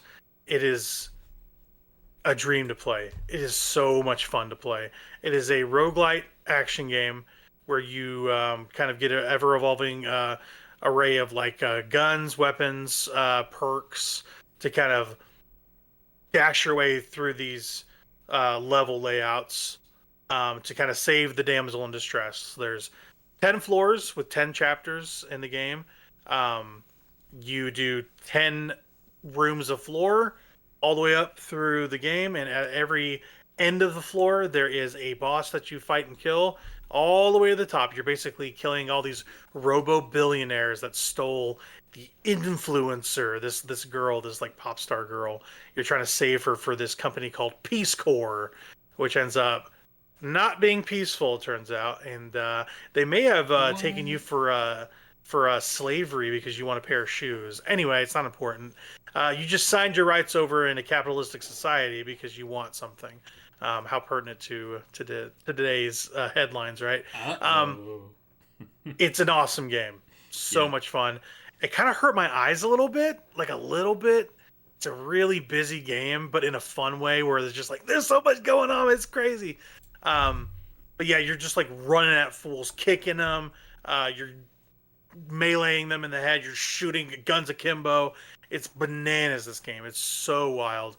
It's also got one of my favorite characters I've ever played in a game. Or not played in a game, ever seen in a game. Mr. Bullet. This guy is all right, okay? He's the main villain of this game. He's stolen the influencer, and he's a bastard, Mr. Bullet. Every time you reach the end of the floor, he's barking at you like, "Yeah, you're too slow, you son of a..." And by the end of the game, he's trying to kill you in this big mech, and he's talking about capitalism, and he shot you in the head previously in the game, and it's just like, you got a bad blood with this guy. Mr. Bullet's a bad guy, but I can't hate him. He's all right, man. He wears a cool suit. He's got a shiny smile, and his head is shaped like a bullet. This guy's all right in my book, you know. Morally reprehensible. I can't excuse that, but the man's got some panache for sure, because he pursues you throughout the game, and oh yeah, Mr. Bullet's awesome. You gotta look at a picture of this guy. But yeah, Mullet Madjack. You basically have to keep moving. If you don't, you die. In the future, everybody's hooked up on dope, dude. Literal dopamine. If you don't get dopamine, you're dead. Yeah, it's like the Jason Statham.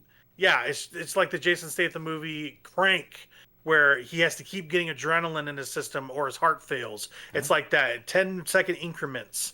If you don't get dopamine, you die, and you have to get through all these stages before you pass away.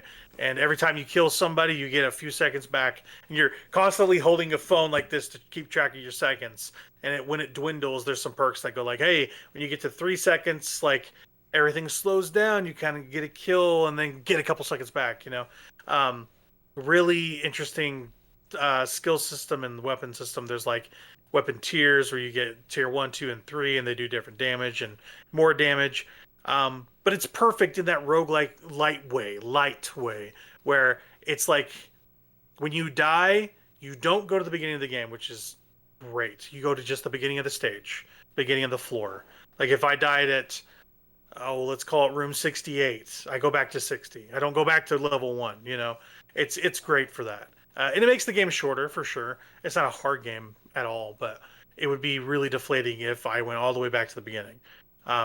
levels are like 30, 40 seconds. Like you are hauling ass through through these floors.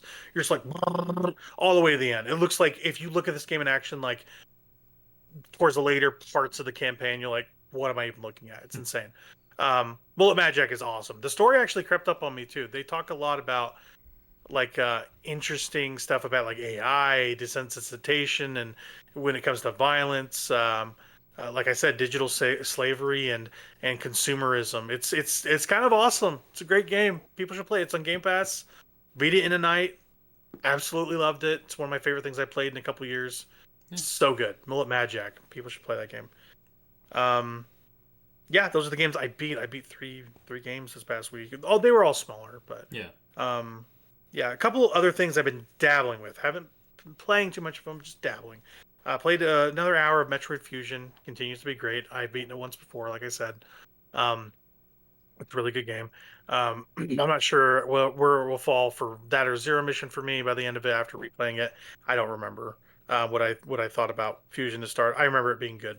It's a good game. Yeah, and I started Shin Megami Tensei IV on my 3DS because I was just dabbling with it. I was like, okay, cool.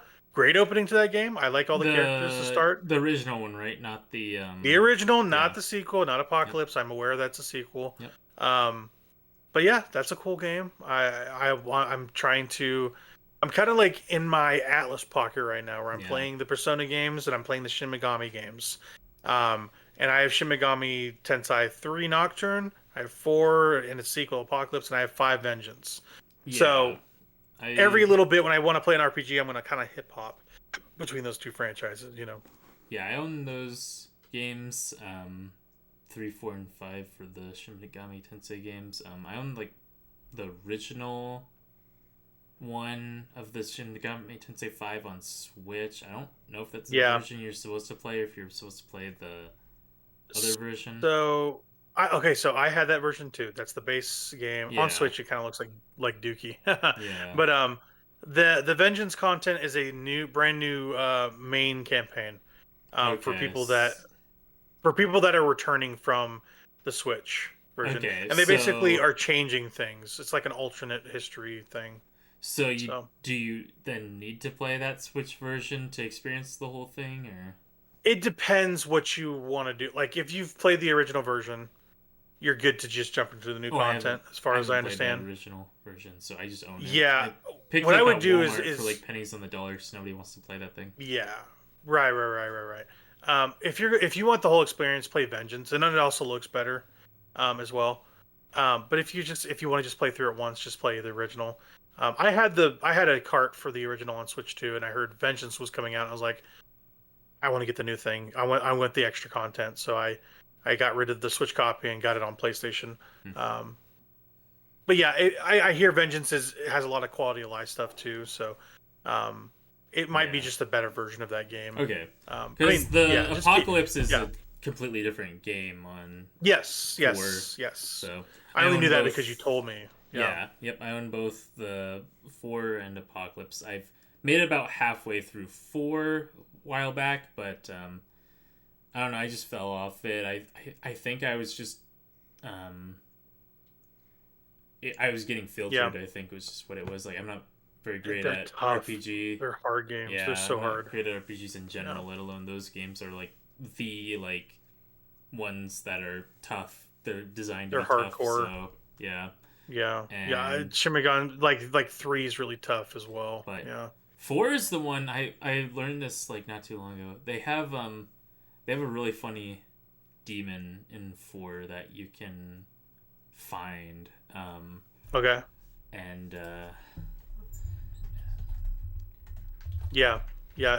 4 has basically the same lineage of the Shin Megami monsters for the most part. Yeah. So I might know who you're talking about. Do you have a name? So 4, it's this one specifically has only been in 4. I think only been in 4. Okay, so I'm not aware. In the base game. And interesting. Now, some context. This thing can only be encountered. Like, you have to do a very specific series of things to even encounter this thing. And that sounds like Shin Megami game. Yeah. And it's very difficult to okay, here it is. So it's found in Shinjuku West Entrance Park. It has a 1 in 256 chance of spawning on the uncommon enemy ambush spot. That's so annoying. He does, why would they do that? He does almighty spam attacks, so like he's kind of like a super boss, a hidden super boss. Oh my god! But yeah, I'm hyping this up. This demon, the name of it is Chemtrail. Nice Chemtrail. That's so good. Can you send me a picture of this thing? Yes, I want to see this thing. I absolutely can. For people that aren't aware, Almighty is like the top tier damage you can do in an SMT game. Like almost nothing counters Almighty. I'm pretty sure nothing counters Almighty. And it's like the only way to do damage to kind of super bosses. Let's see what this little guy looks like. No way. Guy. Look at this guy. He looks like a freaking engine. Oh my god, this guy looks awesome. I want to be his friend. Those white claws that slice the sky. Is the noxious steel's roar a lie or the fatal truth? This guy looks awesome. He's alright. I'm alright with this guy. Chemtrail is the hidden secret boss. Yeah. Oh, Atlas. Atlas never change. First a penis monster and now a freaking engine. Yeah, and he you know about the penis chariot, right? Well, yeah, of course. Mara? Yeah, that thing is like in every single game, so yeah, but you know, for people who don't know, it's crazy. He I think he's only in base 4, I want to say. So it okay. But yeah, so if you wanna meet I'll look for him. Yeah. I'll look for him. A 1 in 256 chance. I mean, I don't know if those quite line up with shiny Pokemon odds, but they're not great odds. That's not great odds. I will say, in having gotten the decks done technically for Persona 3, the base decks anyway, they don't really reward you. They don't even say anything. They're just like, you got 100%. Good for you. Yeah. Like nobody does anything in those games to do anything. Like, you feel special. You fused everything. You feel special. Nothing. There's no Professor Oak to pat you on the back. Be like, yeah, here's your certificate. You completed the Pokedex. Yes, good for you. I'm going to go print this out on your Game Boy printer. Yeah, there's nothing like that for Shin Megami Tensei. No, you could put this on your BlackBerry. Yeah, no, there's nothing like that. Man, Blackberries are so cool though. Like those for like. Who's calling my phone? Yeah, those yeah. Cool. I might play. So, I know Shin Megami Tensei If is kind of the first one technically. That 1 and 2 are on the PlayStation 1. I want to say. Maybe I'm wrong. I'm just like, is it worth playing those games? I think they have them on Game Boy. SNES, yeah. Is it the original? The original one, yeah. Yeah.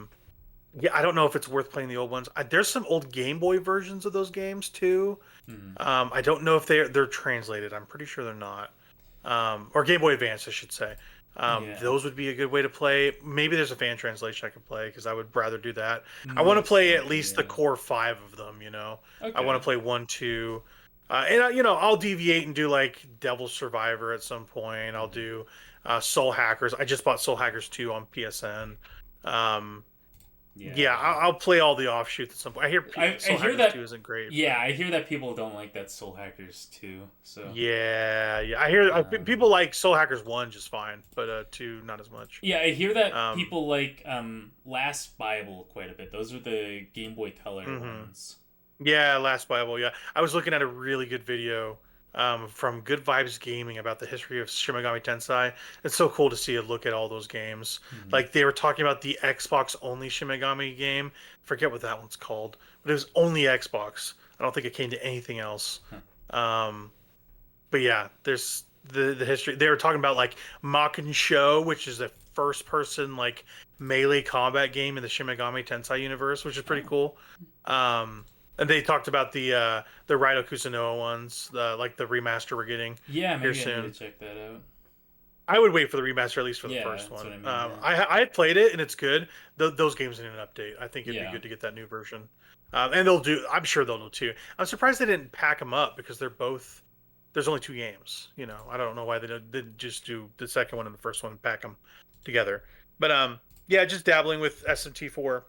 I was really just dabbling with my 3DS in general, just kind of playing around with it. You know, I put the entire DS library on my flash card, so I've literally every 3DS and DS game I want to play on there. I'm looking to play that, the best Shin Megami Tensei game is Shin Megami Tensei X Fire Emblem. We all know that one's the best one. So, is that? It's the oh my Wii U gosh! one. Oh my gosh! What's that called?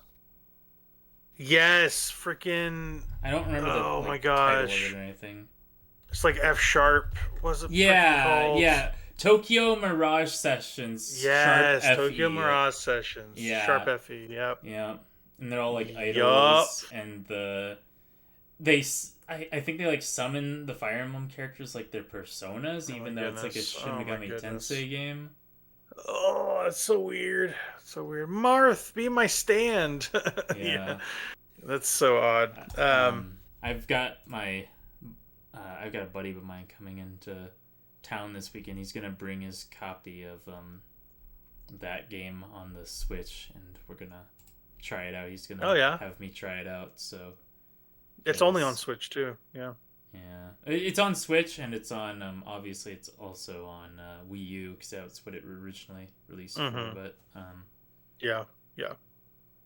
I'll never play that game. I just know myself. I never will. No, I'm good. So yeah, just dabbling with my 3DS for the most part. I want to play Hotel Dusk and Last Window. Have you seen those games? The DS games? Those really cool games. You play them like with the clamshell open like this, like a Bible. Yeah, that's how you play those games. It's kind of interesting. Like Tate mode for Switch, where you turn it sideways. Yep. It's like that, but for the DS, 3DS. Yeah, it's a cool game. There's another great game called Contact. Feels very like Earthbound like. It's a DS game. I think it's also an Atlas game, but a lot of fun hidden gems in there. Solitaire Robo is a great game I've been playing on DS. Yeah, it just feels nice to have like the entire library in my hands. Just all the DS, boom, right here. Yeah.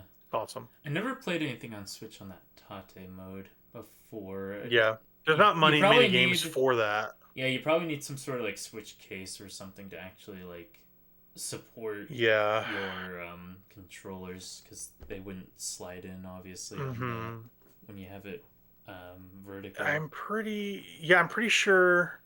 I think I've seen like cases before that support that mode. Yeah. Yeah, I think Hori does a Tate mode controller. Or something like that, like one of these like off-brand digital or like manufacturers make something for Tate mode. Not many games support Tate mode. It's kind of like a game design fad. You know, it's kind of fun, but not many games are like that. Astonly makes one, so there you go. Get your Astonly, Astoni. Knock yourselves out. Portrait mode, flip grip. Yeah, flip grip. Yeah, I mean, knock yourselves out if you want to get that thing, but not for me. Yeah, I started SMT4 just to take a gander at it, really. I was like, I'll play more of this one of these days. I think the one I'm going to play is probably just 3, because they put out that really nice remaster on PlayStation. I'll probably just play through that and see what I can do about the Shin Megami Tensei 1 and 2.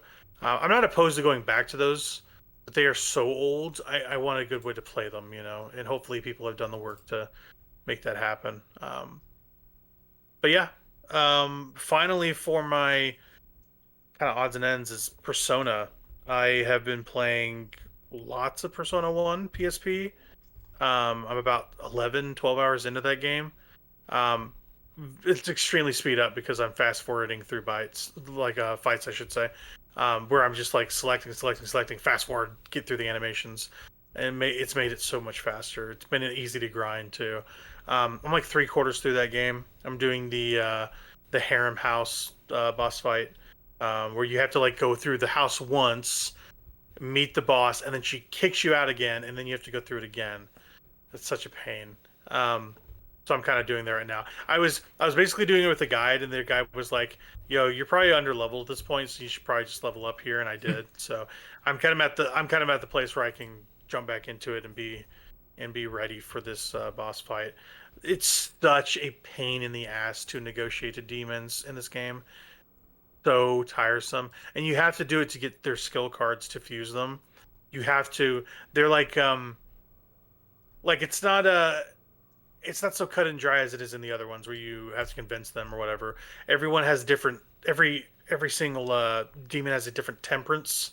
Like some are joyful, some are timid. Like if you say the wrong things in a demon negotiation, they will like spaz out on you, leave, whatever, attack you even. Right. But getting a skill card it's so tedious. It's so tedious. You can't even button through it. You have to be specific with your choices because you run the risk of like scaring them off or making them angry, whatever. It's not good, and they should have fixed it and they didn't in that PSP version. But the story's pretty good so far. It's not that bad. Yeah, it feels like a Persona 3 portable slightly with those old PlayStation 1 graphics, but yeah, good game. Almost done with it. Hopefully I finish it soon. I kind of want to be the one to say like, "Hey, I finished Persona 1." And have nobody cheer for me, you know. But it's been nice to play through at least the first one of those and go like, not a great playing game, but the story's pretty good. I'm glad I'm doing the history lesson, you know. Yeah. I hear that 2 is even better in like a million ways. So yeah, that's really all my odds and ends, pretty much. So yeah, we'll probably keep this relatively quick. I have some things in mind for this, but our topic is favorite main characters in video games. I think we can come up with some, huh? What do you think? Yeah, I think so. Yeah, Sonic. Yeah, I like that blue spiky hedgehog guy. I think he's pretty cool. he's all right. Yeah. So, list of 5. I just thought this would be fun, something relaxing, something we didn't have to think of too hard. Yeah, mine's easy. I already know mine, so I'll let you go first. Where did Sonic rank? I guess is he number 1 for you? All right. So we'll go. How are we gonna do this? You're putting me on the spot here. There's so many. Yeah. I can go with mine first if you need to think. If you need to think, I can go with mine. Give me a second to think. Okay. So if you can think while you respond to me too, that's fine. We'll just take it slow. I'll parallel process this. Don't worry. You will multitask, yes, for sure. No, it's parallel processing for me, okay? It's different. Hands up, don't shoot. Hands up, don't shoot. I'm sorry. My 5 favorite main characters in video games. Number 1. Well, not number 1. Let's do this unordered for now, and then I'll rank them. There we go. I think Bayek from Assassin's Creed Origins has got to be on this list. He's the best assassin besides Ezio. It's like him and Ezio, but I'm not going to put Ezio up there. Because Bayek is he's a better character. He goes through so much grief and torment in that game, but he's also like Egypt's cop. He's an awesome character, man. He's an awesome character. One of the best written, performed, designed characters in any game. His story arc is gorgeous. I don't even want to get into spoilers. Like, people need to play Origins. I think if you're gonna play any of the RPGs, play Assassin's Creed Origins. You don't have to like play it first or anything, but oh my god, that game is so special, and it wouldn't be what it is without his performance. Abu Bakr Salim's performance of Bayek of Siwa, who's basically this like Egyptian. Oh my gosh. It's the Misthios equivalent, whatever you want to call it. What do they call that? What do they call that in that game? I forget. The Medjai. They call them the Medjai. They're like, Medjai. But the Misthios, they're more like mercenaries. The Medjai is more like a cop. He's like, oh, what can I help you with? You know. Yeah. Misthios is like, you got to pay up, baby. It's not like that in Assassin's Creed Origins. Origins has a phenomenal story. It feels like the one they really worked hard on, and the DLC is incredible. Some of the best DLC. I love it when characters age in games. Like you're seeing this progression of like you've lived a life, you're doing all these things, you're getting older. The DLC is Bayek when he's older, with his wife, and then basically founding the assassins. It is a critical game in the series. And then that's why I find Odyssey not as important, because it goes back further and talks about like the Templars, how they got founded, and it's not interesting because it's barely an Assassin's Creed game. But in Origins, like all the bricks they lay, you're just like, this is so good. It's so cool to see this actually happening. They call themselves the Hidden Ones, but they got the blades and everything. Like that's the start of it, you know. Bayek is on that list for me, for sure, for sure. If you've thought of one, let's do this. Let's ping pong. Okay. If that's okay with you. Sure. So I've got one for me. It'll let me think a little bit more. That one was like number one with a bullet for me. Bayek's it. But yeah, I'll ping pong back to you. What you got? What's one of your favorite characters? Main characters, I should say, in video games. Yeah, we'll all right, sure. I'll just shoot Sonic the Hedgehog. Spiky guy. I like that guy. Hell yeah. He's got to be my number one. I like that guy. Okay. He's cool. Okay. He does the speed thing. He goes fast. He's got an attitude. And the big blue blur. Yeah. Tapping his foot. He's mad at you. He's so mad you're not playing the game. He does that. He's, he jumps out of helicopters and, sticks the landing. So. Yeah. So for Sonic, like, what's your favorite? What's he like best in for the game series? Like, where's like, if you need to go somewhere for a Sonic fix, and this is the best version of Sonic, where do you go? Sonic Adventure 2? Okay, yeah. Okay. I had a feeling you'd say that. Yeah. I had a feeling that's just where you go to get your fix of this is who Sonic is. I mean, there's games that develop him more as a character, I guess, but to experience Sonic as like just in his full, I guess, glory, to where he's not really having too much of a struggle, where he is just sort of like has things under control constantly. That's Sonic Adventure 2. There's other games that portray him really well in terms of like I guess the struggle behind the character. Sonic Battle's a really good one for more of a deeper story. With his relationship with the robot character in that game, Emerald. And then there's I'd say Sonic Unleashed is pretty good too for seeing Sonic at like his lowest. Okay. Like he's really struggling in that one with the whole werehog transformation. It's got him down. So but those are some good ones for really fleshing out Sonic as a character, I'd say. Okay. Sweet. Perfect. He had to be on the list. That's great. That's awesome. Yeah. My next pick, Shulk from Xenoblade Chronicles. No, dude. I'm really feeling it. Dude, he is feeling it. Oh, this man is going through. I used to run around on online lobbies as the shirtless Shulk and just spam the "I'm really feeling it" and then I'm really feeling it, and then proceed to destroy people with Shulk, because Shulk was a really good character in that. It's not as bad as Rex in Xenoblade Chronicles 2. Let's show him a thing of 3. You're like, oh, shut up, Rex. Shulk has one of the best arcs of any JRPG protagonists in games. Like, the nature of Shulk as a character, I'm not going to get into because people need to play that game. Like, the game is a slow build. It's like the ultimate pressure cooker slow build game. Like, you're just building and building and building for like 20 hours, and then you finally get to a critical point in the story, and you're like, okay, I'm not even who I think I am. Like, I'm not even who I think I am. What am I? What's my purpose? Something gets pulled from you, and you separate to a different character almost. It's hard to explain. And the way he reckons with that, deals with that, and ultimately overcomes it is incredible. Shulk is one of the best characters in video games. It took me aback how, like Xenoblade is very lighthearted at some points, but when they want to show you something, they do it, and they do it fast. And they're like, boom, this is happening now, and you're like, I can't believe this is happening.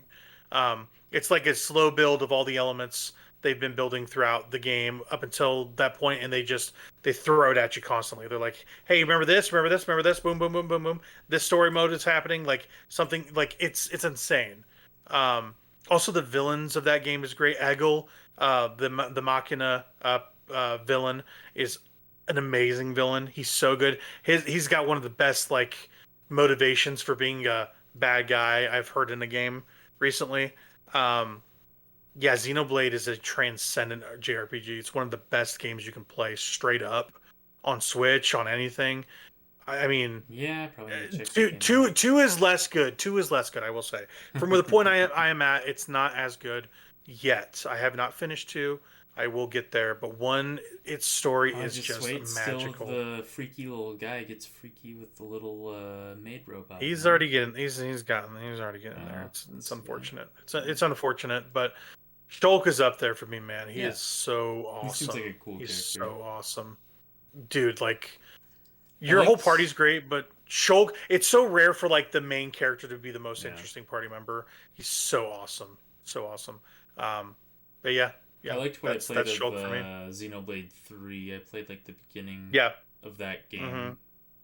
Yeah, I'm excited to play that in its DLC because they bring all the characters from every game and put them together, which is cool. I might be a bit biased, but I think Noah seems like a pretty cool character. So hey, I think you're a pretty good character too. That's right. All right, I've said this before. I like Noah's in games, so yeah. Yeah, I guess next for me, I'm gonna highlight a character that doesn't usually get highlighted a whole lot. So I'm gonna highlight. It was a toss up between two characters from this game for me, but I'm gonna highlight. Let me get.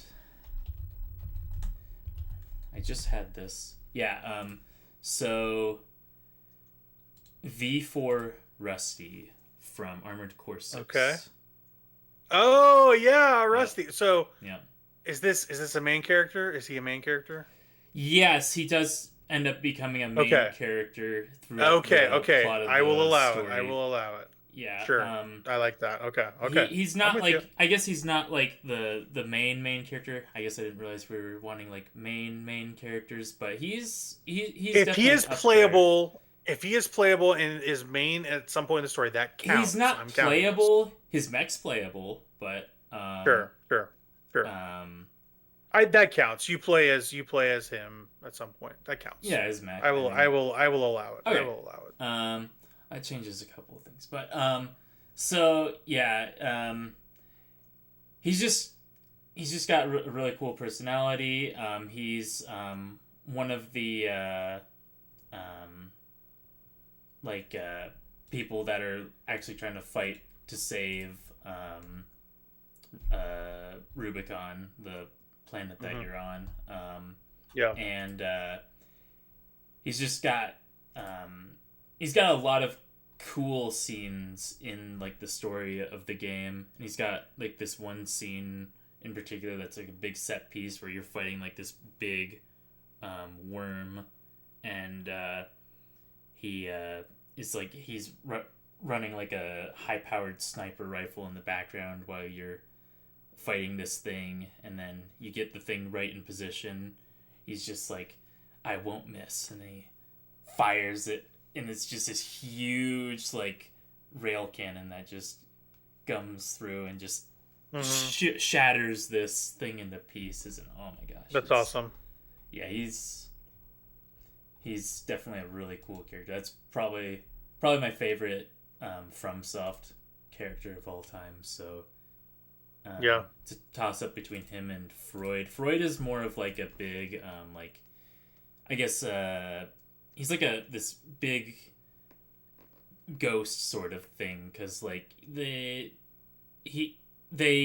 tease him so much in the story as like this like super skilled pilot, because he is like the #1 pilot. And he's the only pilot that doesn't have any sort of augmentations. He's just a full on unaugmented human piloting these things at the highest level, and it's just like a really cool, like I guess background for a character. But Rusty it's like has it's a lot like that more to do with the story. So right, it's like that Keanu Reeves secret level. That seeing that was cool. Yep. Yeah, yeah, awesome. Rusty, yeah, that counts if his mech is playable and he's a main character of the story. That definitely counts. Yeah. Perfect. My next one is an interesting one. I wonder what you'll think about it, because some people will think this is technically not a character, but he is a character. It's just a very specific type of character. It's Agent 47 from Hitman. Okay. He is so. The thing I love about him is that he can be anybody, and he can be everybody. I love how he just slips into the guise of whatever he needs to be. He's got this cool, calm, collected, taciturn demeanor that I really love and appreciate. Everything is a serious business for him, even though maybe he's not blending in as well. Like, for instance, you dress up as like chefs, you dress up as bellboys, you dress up as the whole game is like getting into places you're not supposed to, and that means wearing disguises. That's the main thing about Hitman, at least for the reboots. Are these disguises? Can you get in, get out without getting noticed? You need to become a ghost, right? I love it because he just assumes the role of whatever he's put in, man. Like, people are like, "Oh, he's your waiter," and he's like, "I'm sorry, sir. Here's your food. I apologize for the trouble." Like, he's blending in perfectly. The best transformation in any of the games, I think, is Helmut Kruger. It's so good. It's the very first mission they ever made for the reboot, the Paris fashion show level, where you play as the renowned costume designer Helmut Kruger, or costume designer, makeup designer, it doesn't matter. And people are like, "He's bald just like you. Wow, this might be an opportunity," which makes it easy because you don't have to wear a bald cap or anything like that, or whatever. So you take him out behind a bush, you put his stuff on, and you're Helmut Kruger, baby. So the access it's like one of the highest accesses in the level at that point. Like, there's like checkpoints if you're not wearing the right thing, guards won't let you in, this and that. I want to talk about Hitman at some point, just really get into it. But if you're not wearing the right stuff, they'll credential you and they'll be like, "You can't come in here, you got to go." So you have to wear the right things to go to the right places, and then they frisk you and stuff. As Helmut Kruger, you just go in and they don't mess with you. They're like, "You're Helmut Kruger, baby. Go all the way up." And you're like, "Yeah." And you go to this like silent auction deal where you're supposed to meet this broker lady. And he's just Helmut Kruger all the way. Like, she's just talking to him, and he's just talking about like fashion and stuff, and about all these secret plans that she's got. And it gets you right up close and personal with the enemy. Like, I love that about Hitman. You become whoever you got to be, but he's got that certain like tongue-in-cheek, dry humor to him that I love. Agent 47 does. That's a great character. So fun. He's acting serious, but you can tell he's having fun. I love Agent 47. So great character. I could wax poetic about him all day. Anyway, what's your next one? We'll go with Ephraim from Fire Emblem Sacred Stones. He is my all-time favorite Fire Emblem lord. Intelligence Systems likes to pretend he doesn't exist for some reason. It's horrible. They'll put that game out on NSO, I bet. I bet you they will. They just like, even in like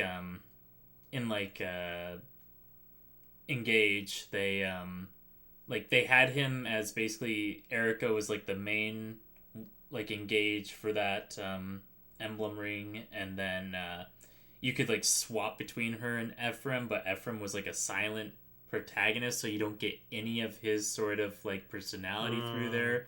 And his personality is like amazing. He's just got like this straightforward, straight-laced, like, this enemy nation that totally overpowers us. I'm just gonna walk over there with a small army and take it down. No big deal. And man, what a cool character. My gosh. definitely my favorite Fire Emblem Lord. Yeah, Ephraim. That's cool. I'd like to play Sacred Stones at some point. I need to get through the original one that we got on NSO. I need to play through that. It's not the original, but yeah. Yeah. He's also the only one that's lance locked, so he uses only lances. He's a foot soldier that uses only lances, and then he promotes to have a horse towards the end of the game. But yeah, cool. A lance on as a foot soldier is a move. How about yeah, that? no, he's actually one of the most powerful lords they've ever made too. He's a really good unit. Nice. Yep. Nice, Ephraim. That's cool. Yep. I got 2 burly men for my next 2 picks. I'll talk about it because it's kind of pertinent. Joel from The Last of Us. It might be trite to say that he's a good character or he's an interesting character or whatever. In The Last of Us has been done and overdone, but when I think of my role as a parent, and when I think of my enjoyment of video games, stuff that I'm familiar with really resonates with me. The tone of fatherhood is very present in my life because I am one. Seeing Joel take on the role of being a father again after major tragedy is tough. Yeah, he is a very complex character. And you kind of lose that in the shuffle with all the re-releases or whatever. People are kind of saturated from Last of Us because there's just a lot of excuses to make you buy that thing. They've Skyrim that thing up to death. Remaster, remake, put that thing out. Getting aside the corporate politics of it all. The reason that game is so popular is because of first how well made it is, and the second is who you play as. He's a very relatable everyman protagonist. But he's got this darkness to him that is very frightening to see. He's a very brutal person, and you kind of have to be in the apocalypse, right? But you never think that Joel is a good man. I'll put it that way. Mm-hmm. He never feels like a good person. It feels like that part of him died with his daughter. Spoilers for The Last of Us. You've definitely played this game at some point. Yep. It feels like it died with his daughter, right? And you see him try to come back from that with the advent of Ellie going to meet the Fireflies, kind of taking her in and bringing her along on this adventure to kind of find a cure. You see him start to change and whittle down a little bit his gruff exterior, but ultimately the final choice he makes is so brutal. It's something I would do probably. If it's the world between my kid, I know what I'm picking. It's just easy. Yeah. It's easy. People have been like, "Oh, why did he choose that?" And for that, I say, I'm like, you don't have kids. You don't know how it is. You don't have that perspective of loving something more than yourself. You just don't have it. Once you do that, it changes your life. And I really resonated with Joel's character. I resonated with him back in the day, but it takes a different viewpoint for me now. Yeah. Being an adult and having a child. Yep.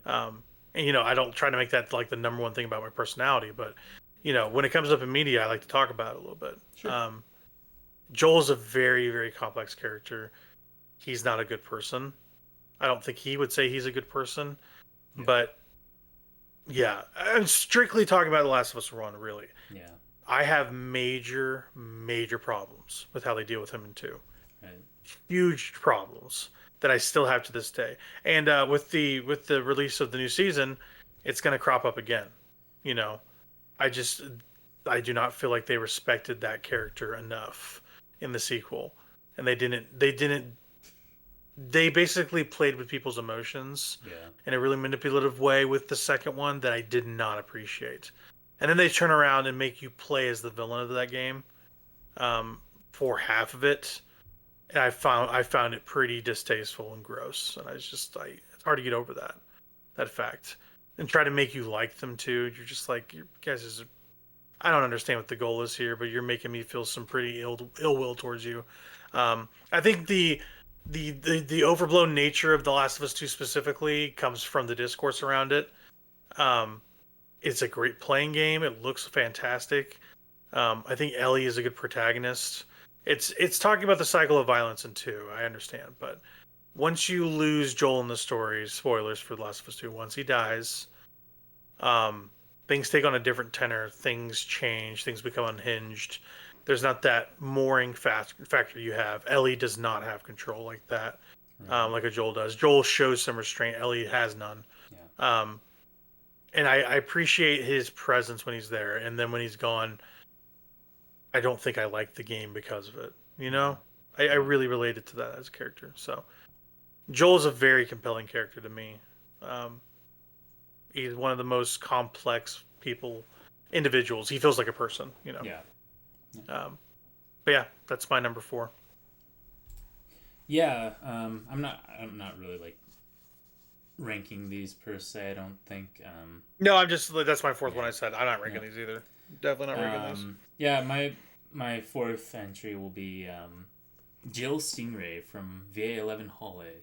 I think she's a super cool character. I think that I just resonate with her sort of, I guess, motto of she always says before like each day in the game, it's time to mix drinks and change lives, and I think that's like a cool motto to have. That's a beautiful motto. Yeah, it's a really it's just a really solid game. I think like the lives of the characters in that game in general are just like really like relatable. Because they are in just like this sort of like dystopian world, and like we get closer and closer to that every day, and so we're getting ever closer to that. Yeah, it's pretty depressing. It's just like there's hope in those sort of situation. I think Jill embodies that sort of like hope in bleak situations as a character, so she's just one of my all-time favorite gaming characters. Yeah, that's awesome. Yep. I've yet to play that game. I need to. There's a sequel to that coming out soon, isn't there? Or from the same team? It's my Silk Song. That's my Silk Song. Is Nirvana. Nirvana, that's what it's called. Yeah, Nirvana. And they've I mean, they've had that game.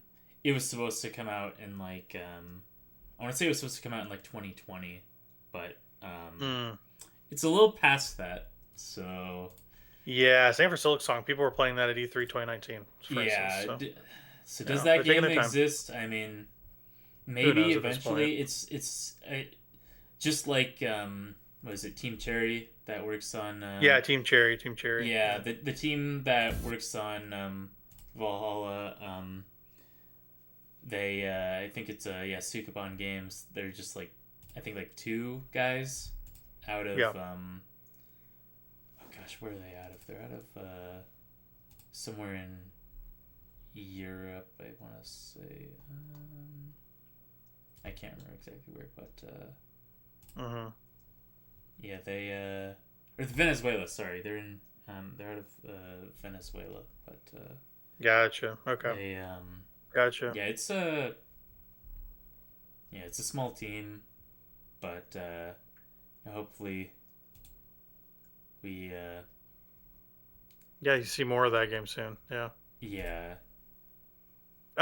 Something interesting real quick about Mullet Madjack, Brazilian team. You don't see a lot of that. Okay. Nice. Which is cool.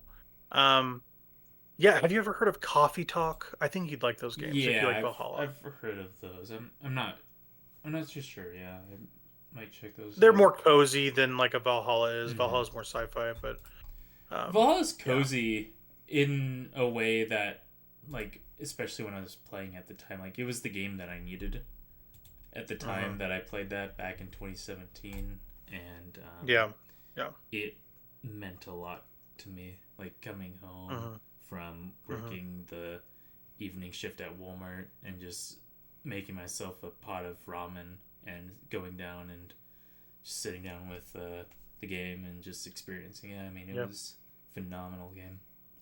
Yeah, for sure. It's fun that you conjure memories of something like that so specifically. That's how you know something's really touched you. Is when you remember something specific about your routine. I love that. Love that. That game means a lot to me. Yeah, for sure. My final favorite main character in games is so I didn't struggle with this. This is an easy one. Um, some people might think it's Kratos from like the God of War reboots. I feel like they're interesting in the nature of what they're doing with that protagonist, where they are reforming him in a way from his evil ways, pretty much, because he's basically the villain of those games. Right. Killing the whole Greek pantheon, right? Yep. I think it's more interesting in concept than execution. I'm not saying the performance of the character is bad. It's not. I think Christopher Judge specifically does a really good job with Kratos, but it just doesn't hit that note that I want. It feels surface level, honestly. And it's maybe because he's so stoic as a character. I didn't want to pick him. Kratos is like an honorable mention. He's an interesting character. He's not there for me. Um, Another thing is, so to kind of talk about, I kind of need to talk about the character I picked. Arthur Morgan from Red Dead Redemption 2 is maybe the best, like the most well-rounded like protagonist in a video game. He is a person. He's a human. It is unbelievable what they do with him. And his arc is so special, so special. And I didn't know. Let's put it this way: I didn't know Rockstar had it in them. They've told some mature stories before, but dipping into GTA 5, they went so juvenile with it. They lost the plot. They lost the plot. Like GTA 3 is not like a end-to-end story like that. It's like about just gang banging and robbing, basically. You play as Claude. He's a nothing character. Grand Theft Auto 4 is a very, very good game. It's more of a mature story. It's really good with Nico Bellic.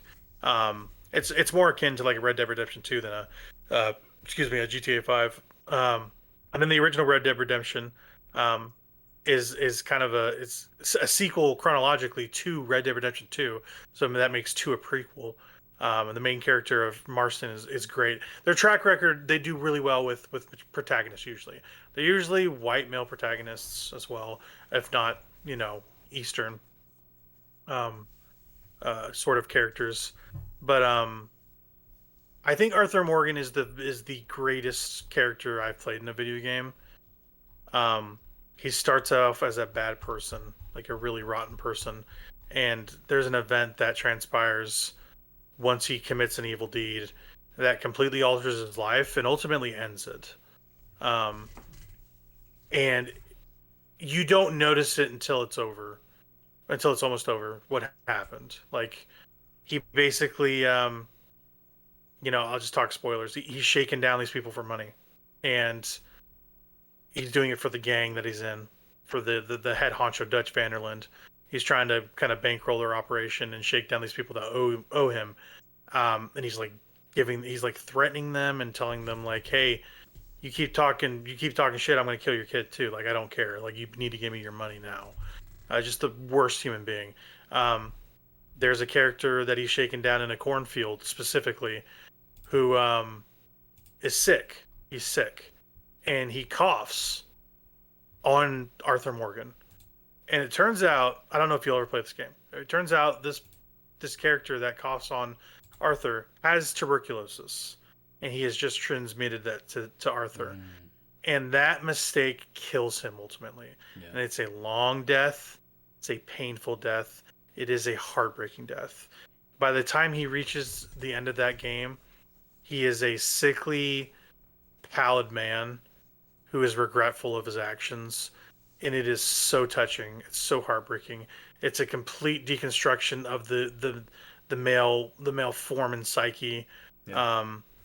There is a moment in Red Dead Redemption 2 where he is talking to a nun at a train station, where she's asking him if he's okay, and he's known her a little bit, kind of through in their dealings in the game, and he just opens up to her in a way I was so surprised at. At this point, it's been a lot of like macho veneer, a lot of gesticulation saying, I'm the biggest, baddest guy in town, you better get out of my way. That was Arthur for 20 hours in that game, and then the other 20 to 30 is reckoning with what he's done and how he's going to live his life now that he knows he's dying. It's a story about a dying man who's regretful ultimately, and he's talking to her, and he's just he's so transparent with her, and it touches me every time I hear it. She asks him, like, is there anything wrong with you? And he goes, yeah, I'm afraid. I'm afraid of dying. Mm-hmm.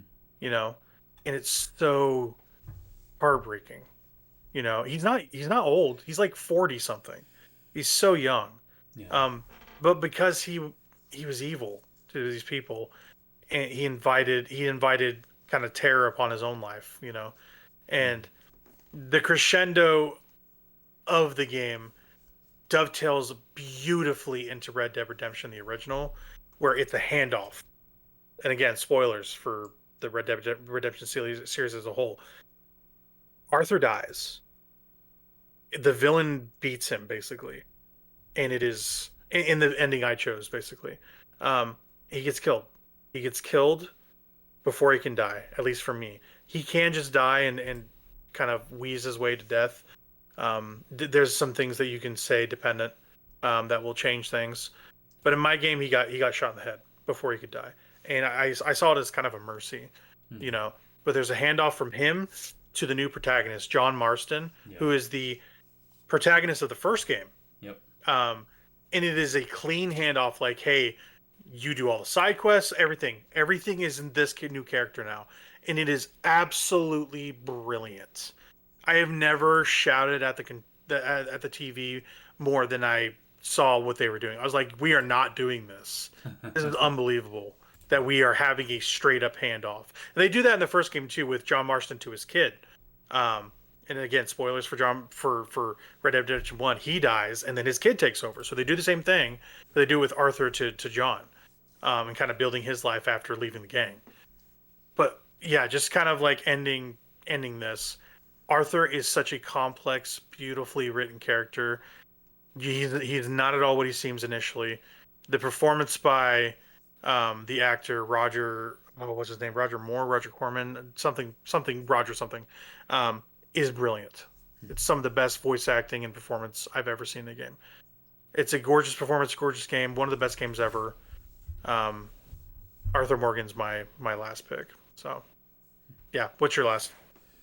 So you got an honorable mention, so I feel like I get... Yeah, please. Yeah, honorable mention. I'm going to put Tressa from Octopath Traveler as my honorable mention. Okay. Yeah, you were telling me about this lady. Yeah. Yeah, she's a little merchant girl. And merchant. Yeah. She in a game with 7 other characters that have pretty tough, rough backgrounds and somewhat tragic, tales to a lot of them. She's just this little merchant girl from a shopkeeper family, and she's just working one day and encounters some pirates in her local town, and she's like, "Oh, I'm gonna go stop these pirates from stealing from us." And then she gets a notebook from basically this actual legendary pirate that she encounters that helps her stop these ruffian sort of pirates, and she's like, "Oh, I'm just gonna go set off on my own adventure and learn to be a merchant on my own." And so that's her whole thing is just, I want to be a merchant, so I'm gonna run off and go be a merchant. So it's a fun little lighthearted story in a game with 8 really good, well-written characters with really good stories. Each one of those stories is pristinely good. But it that one's always just resonated with me because it sticks out so much from the other stories, and I'm always pretty emotional by the time I get to the last chapter of it, because it's just a very sweet sort of ending to the whole thing. And so but it'd be hard for me to list one in particular as my favorite in that game, just because all of those characters are just so well written and have such deep stories to them.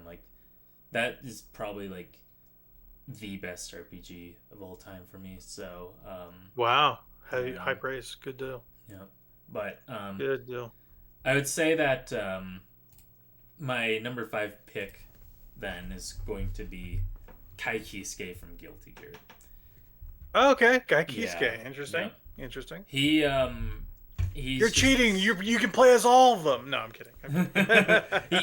He is one of the two. Like, he is like the Ryu, or he's like the Ken. Yeah. Of like the Guilty Gear. Like, yeah, because Soul's definitely like the Ryu. Yeah. Soul's like the Ryu and Soul bad guy. But Kai Kisuke is a character that he starts out as in the very first game as he has one simple mission. He wants to kill every gear. That is his goal in life, is to kill all the gears.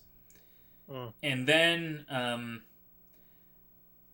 as a couple of games pass, he kind of he meets Dizzy, who is a gear, and he sees the humanity in her. He's like, wait a second, all these gears aren't bad. We don't have to kill all these gears. Some of them actually, have humanity when they're not being controlled by justice, which justice is taken care of in the first game. So,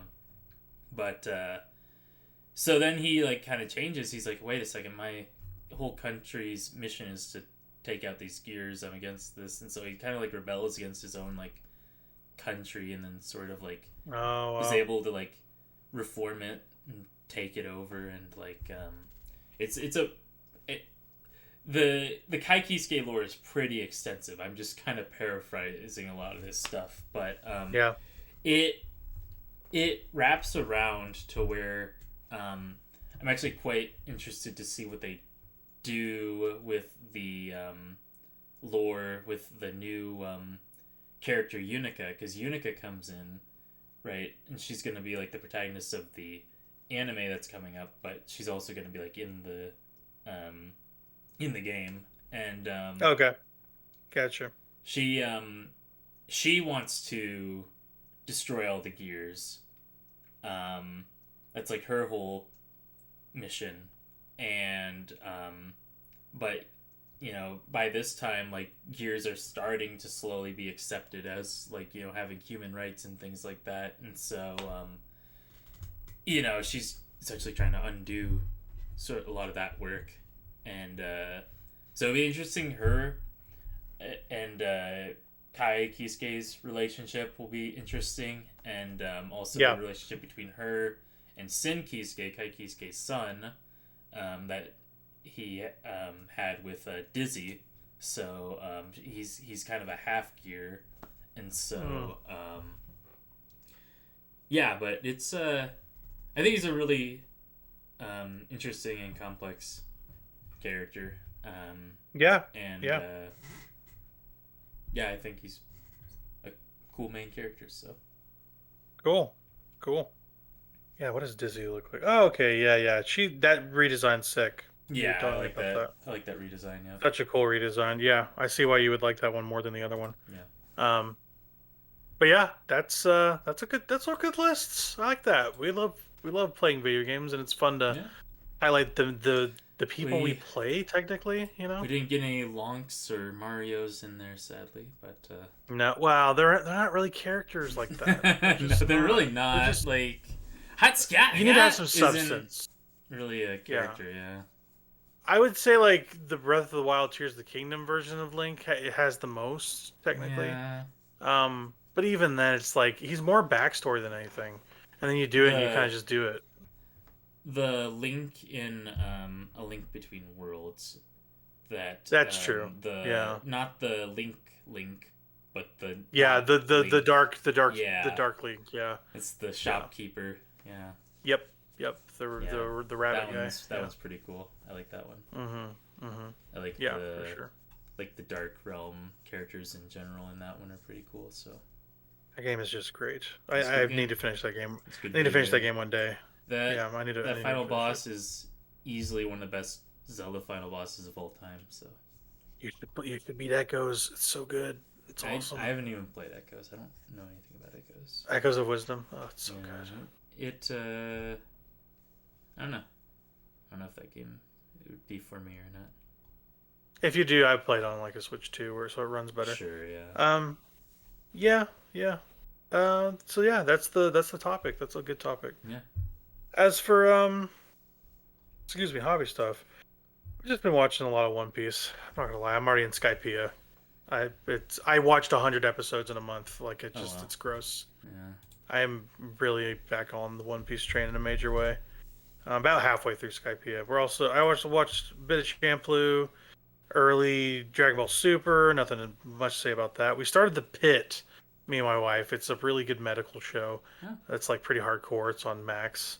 Really like that. We also finished The White Lotus, more Gemstones, and then The Last of Us started this Sunday. So that's pretty much what I'm watching these days. Nothing much to say about it because we're just kind of watching through that stuff. And once I get out of Skype, I'll have more to say about the arc itself. But I love One Piece so much, man. You got to get into it, man. If you take it arc by arc, it's not that bad. Yeah. And there's a lot of filler in there too. So some of those guys are cool. They have cool designs. Like the Zoro guy seems pretty cool. But Luffy's great, man. I don't think I could get behind Luffy. I don't know. Luffy's so my kind awesome. of protagonist. He's so dumb. I love it. Like it's just there's some I can't put my finger on about One Piece. There's a certain brand of humor that I just adore about that series. It's like it's a sort of like they're always razzing each other. They're always like ragging on each other. Like they'll just like talk crap openly about the other, and then you'll see whoever got offended goes like, "Hey," they start berating each other. Yeah, because you're fat, you're stupid, you're lazy. It's I can't even put my finger on what that type of comedy is. It just hits me. It reminds me of like a big old family where everyone ultimately loves each other, but they say some funny stuff to make them mad. The cast in One Piece is the best cast in any show. I'm just telling you. It's incredible. I don't know. You might not have. Yeah, finishing Alabasta was huge. I don't know if that cast can beat the Full Metal Alchemist cast. They do actually. I love that show. They do. They do actually. No, I don't know that. Okay. I am almost 200 episodes into One Piece. They do already. They are that good. You have to watch One Piece, right. man. That just doesn't sound right. Like Full Metal Alchemist. I know it doesn't. I know it doesn't. Characters like. I'm not belittling Full Metal Alchemist. Like that's a great show by itself. Like it's not that. I just think One Piece characters are just better. They're just better. There's so much to them, dude, and they keep unraveling stuff about them. It feels like an epic journey of huge proportions. I don't know. And it's just you gotta watch One Piece. If you haven't watched a single episode, like early One Piece is not a great indicator. I watched that first episode of that like ages ago, and I'm just like, this is the most boring. Don't be a fuddy-duddy. Take a while to watch it. It's good. It's so good. You're missing out, dude. You have to. You're missing out. That's like hours and hours of my life that I wouldn't get back if I watched. It's honestly not that long. It doesn't take that long. 1,000 episodes? It's a lot of filler, and some arcs aren't as important. Just watch it with a guide. Take little chunks, watch an arc, and then just kind of take it arc by arc. That's what I'm doing. Whenever I finish an arc, I switch to a different show. I just use it as like the longest show. You know, it's so easy to get through that way. That's the way I'm doing it. I watched through Romance Dawn. That did not take that long. And then I watched all of Alabasta, not a long arc. And then I'm halfway through Skypiea. There's like 20 more episodes to go in this arc. Just think of them as seasons. Like that's really what it is. It's getting better and better. I hear for the early stuff before the time skip, I hear Water 7's one of the best arcs. And I'm coming up on that one pretty soon. So you got to give it a try, man. You just have to. I'll watch whatever you want. Just watch that. It takes 278 days to get through all of One Piece. If you watch it all, I'm sure. But there's some stuff that doesn't matter because they just made it while Oda was writing it. Like it's just not. It's not like that. I promise. Like you're skipping a fair amount. Days of my life would be dedicated to that. That's a lot of days. It's like what I do is I watch like 3 or 4 episodes a day, and it's just it blows through. I just don't believe that the joke shonen show can have better characters than Full Metal Alchemist. It's not a joke shonen show. It's actually pretty serious. I think you're vastly belittling what One Piece is when you haven't seen enough of it. I'm just saying. I've seen all of Full Metal, and I've watched 200 episodes of One Piece. Personally, for me, that's what I think. That's what I'm saying. I've seen a lot of One Piece at this point, and there's even more to watch. Have Roy Mustang in it. Roy Mustang is great. He's great. Don't think he's not. He is. And honestly, the time to get in might be just the truncated version they put out. You might just do that. Yeah. The one they're going to put out. Yeah. Where they just That's go. What I've been holding out for. Yeah, that's definitely the way to go. I think you could do that. But yeah. You gotta let it into your life, man. Ew. You gotta go. We're the pirates. Bad. Hey, that's how I feel about your Sonic games, and I still try those. I still play. No, them. you don't. You. I do too. It's not that I don't try. It's not that. No. Not. You see Yuji I've Naka. spent many years playing those games. You start doing the Balan Wonderworld dances. The Utskaya, the Utskaya. I don't know that song. You played more of that game than I have.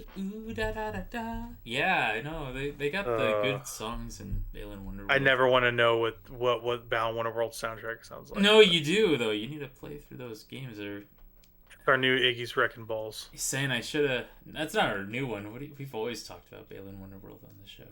But... Oh well, that's true. Yeah, I guess so. It's anyway. Yeah. Yeah, I missed out. I should have put Balan as my number 1 spot on that. Enough of me grousing about you watching One Piece, because it's a lost cause until you watch the new show. Anything you're watching, or is that pretty much it? Yeah, no. I've been watching a little bit of Samurai Champloo here and there. I absolutely adore that show. Yeah. I'm like a few episodes of that show. But... You need to watch more of it. I mean, I know I do. I'm sorry. We'll talk about that next. So. I want to see Lazarus too. The first 2 episodes are out. I actually watched the first episode of that as well. Is it good? Oh boy, I don't like that. Kind of. Watanabe's not doing it for you? I don't know. It's the first episode. I know. I only watched the first one. It's just it's a little bit awkward, I guess. He's just trying too hard to have like the cool guy protagonist. They're making Spike 2 basically. The guy's supposed to be like Spike 2, is like what the vibe they're going for is, and I'm just not feeling it. Like he like is jumping around on buildings doing parkour, and then he's like making impossible jumps, and then he's like grabbing onto a drone and gliding down by holding on to like one of those little remote control drones, and I'm like, that's not gonna hold a guy. Even like gliding with one of those, that's not gonna work. It's just that show's not real. It's like nothing in it's real. I know, but it just physics don't exist on the page, baby. It takes me out of it. Seeing sense like that, and it's just I understand. I don't really like any of the characters that much anyways that I've seen so far. Like it's just... So you're not gonna watch the second episode, or are you going I will. I'll probably watch the whole thing because it's Watanabe, but Watanabe, dude. I don't know how I feel about it yet. It's no Cowboy Bebop, and it's no Samurai Champloo. I can what is Cowboy Bebop? Let's be real. What is Cowboy Bebop? Yeah. Okay. So besides that, anything else? Yeah, I watched the first episode of Witch Watch, and it's like a Witch Watch. Like I saw you talking about it in the Discord, right? Yeah, yep. I was watching it with a couple friends, and it's like a slice of life-y sort of show. It's just got like it's basically like a parody sort of show to like a lot of like I guess romantic anime or like romantic shows. So it's supposed to be like a parody of those. So it's quite funny. It's got a lot of good gags, and my friend and I were having a good time watching it. So I'll probably watch more of that. Yeah. Sweet. But yeah, we watched a couple of other weird shows. Like we tried to watch this show, Frame Arms Girl. It's like it's like this. I went down like a rabbit hole on AniList and was like looking at shows, and I ended up finding a genre I'd never heard of before. It's like Gundams, but they're like little anime girls, and they have like robot parts to them, but like they're still like little like anime girls with like tank treads and like guns. Weird. And yeah, I was like, what the heck? Who is this for? We're like my friend and I were like trying to figure out like who's the target audience like of Gooners. This, Gooners only. The thing is, like, if it was Gooners, right, there would be like activity for the show. Like there would be dedicated fans to this show, right? All these shows, like every single show in this genre was like 60% ratings and like no activity in the forums on these shows. And so like we were like trying to figure out like who's watching this. What's the demographic? Yeah. Yeah, who's watching this? So we tried to watch an episode of it, and we're like, yeah, it's got little anime girls like with like tiny little skirts that don't even cover their panties, and like they're shooting at each other with their little not guns. this again. Yeah, and boy, we were like, yeah, I mean it's a show that IP exists for somebody, right? The Gundam Gooners, I guess, like that, you know? It's like the cross between the Gundam fandom and the Gooner fandom. I don't know where that lies, but I'll stick with my Gundams. Speaking of Gundam, they have a new Gundam series that should be coming out How do you soon. pronounce... I was going to say, how do you pronounce that name? It's like GQUUUUX or something. Let me... what an obnoxious title. Gundam GQUUUUUUX. Yeah. Oh, what an obnoxious title. Why would they do this? I don't know, but the new design looks pretty cool. Pretty unique. Yeah. Sort of Gundam I still design. haven't seen Witch from Mercury. Like wait, what? You haven't seen Witch? Oh my gosh. That's way better than One Piece. First... Oh my gosh. Stop watching One Piece crap. Go watch Witch from Mercury. That's so good. You can't... Okay, I'm going to say this. You can't say that until you've seen enough One Piece. I'm not gonna lie. This is just slander at this point for no reason. It's slander. Listen. He goes whatever. Gear 5 and he gets white hair and blows up like a balloon. It's the coolest thing ever. It is the coolest thing ever. And also Goku goes Ultra Instinct. What's wrong with that? Well, that's cool. Oh, okay. Oh, I'm done with this. You have no leg to stand on with One Piece. You haven't seen any of it. Once you get past Arlong Park. Oh my gosh! I have 50 no episodes idea. in. That's 50 Don't episodes. be a baby. That's like 500 hours. No, it's not. It's 20-minute episodes. What are you talking about? Oh my god! Somebody help me out with this guy. He is. He's storming the field. He's storming the field. Anyway, I want you to pick a movie for us to watch. What are we watching for Tape Stuck? It's your turn. Oh gosh. I want to watch something. Yeah. I am. That's what you get for slandering. Oh my gosh. I want to watch. I want to watch Champloo at some point. I haven't finished yet. So you suck because you're watching crap. I know. I'm sorry. I have no excuses. I watched 100 episodes of One Piece. I have no excuses. You're a bad person. You're not my friend. A show is 26 episodes. You're a bad person and you're not my friend. Oh, no! Yeah. Stop. I want to watch Perfect Blue. Because I've never seen it. Yeah, dude! Yeah. Let's watch Perfect Blue. And let's just watch it. I bought it. Yes, I've okay, never Perfect seen it Blue. before. Perfect Blue's awesome, dude. Very so good. Serial Experiments Lane-esque. So yes, I'm sure I'll like it. Psychological. Yeah. Psychological. Yeah. I'm so surprised you haven't seen Perfect Blue. Perfect Blue is so sick. I have not ever seen it. You've seen this before? Yeah, dude. Okay. Yeah. Well, this movie rips. I guess I think I like Paprika more, but I guess this'll be your turn to be the subject matter expert. So. Exciting! Yeah, I've seen this and I've seen Paprika. I haven't seen Millennium Actress or Tokyo Godfather. I've been waiting to watch it so that we can watch it on Tape Stuck, so I can get my. I'm so excited now. Reaction, but yeah, I want to watch this. Yes, I think this looks like a good movie. Let me put that in our. Yeah. We're watching a Perfect. Watching it on the little CRT behind me, most likely. It's playing Glay Lancer footage right now. It's a good game. Okay. Dude, I'm so excited. This movie is so awesome. It's like if Hannah Montana had a mental breakdown. It's amazing. It's great. It's not even a spoiler. It's literally the thing. Right. Awesome. Perfect Blue. Perfect choice. It's an awesome movie. Satoshi Kon is a mastermind. We'll have to watch Paprika. Maybe we can do like a back-to-back thing where we watch Paprika next. We could do that. That's really good too. I don't know much about Paprika, so I kind of want you to watch Redline. Redline is so sick. Yeah. Redline is awesome. Oh my god, I love Redline. There's gonna be a lot of anime we watch because we want to catch up with things. But Redline is so sick. It's like if Mad Max and Need for Speed were huffing diesel and they're getting high on their own supply. That's how that movie feels. Yeah. Okay. Perfect Blue. We're set then. Yeah. I will watch that this weekend, and we will.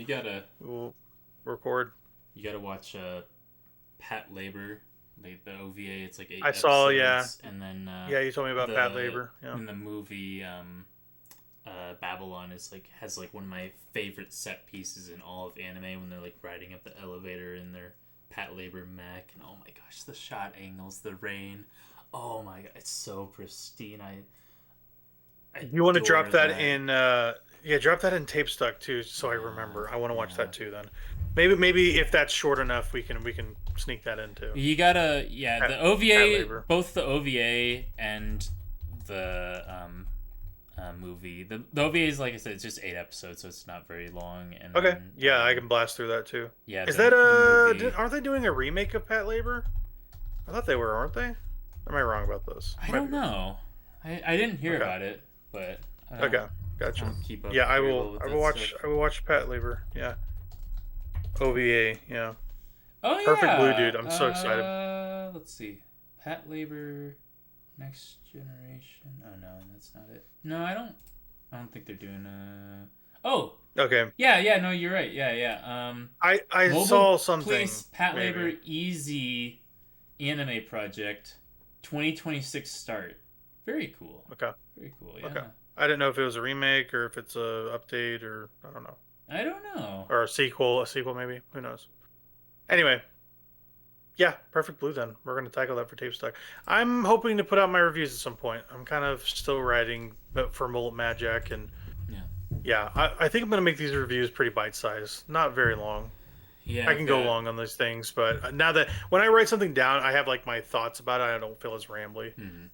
Yeah, that's fair. So yeah, hopefully I can kind of get those sent to you at some point when I get them done, when I have time to do it. So yeah, I've got some content as well that I'm wanting to put out for the Crash Course pod. Just about, tell the people that games that make me feel the feels,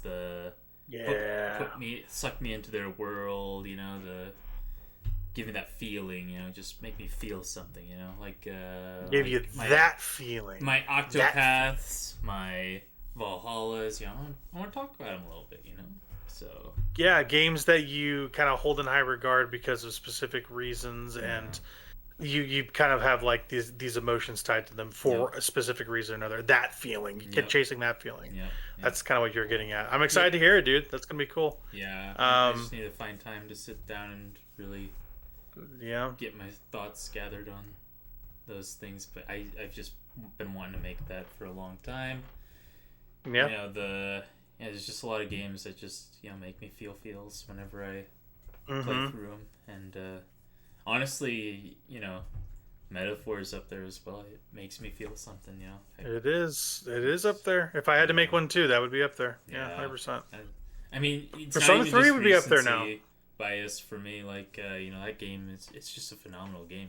Like the metaphor is just so phenomenal. Yeah, Persona 3 is a great example. Honestly, it's up there now. Honestly, even what I've played of like Final Fantasy VI has been absolutely phenomenal. I've been dying to get more into that game. I just have genuinely not found the time to do it.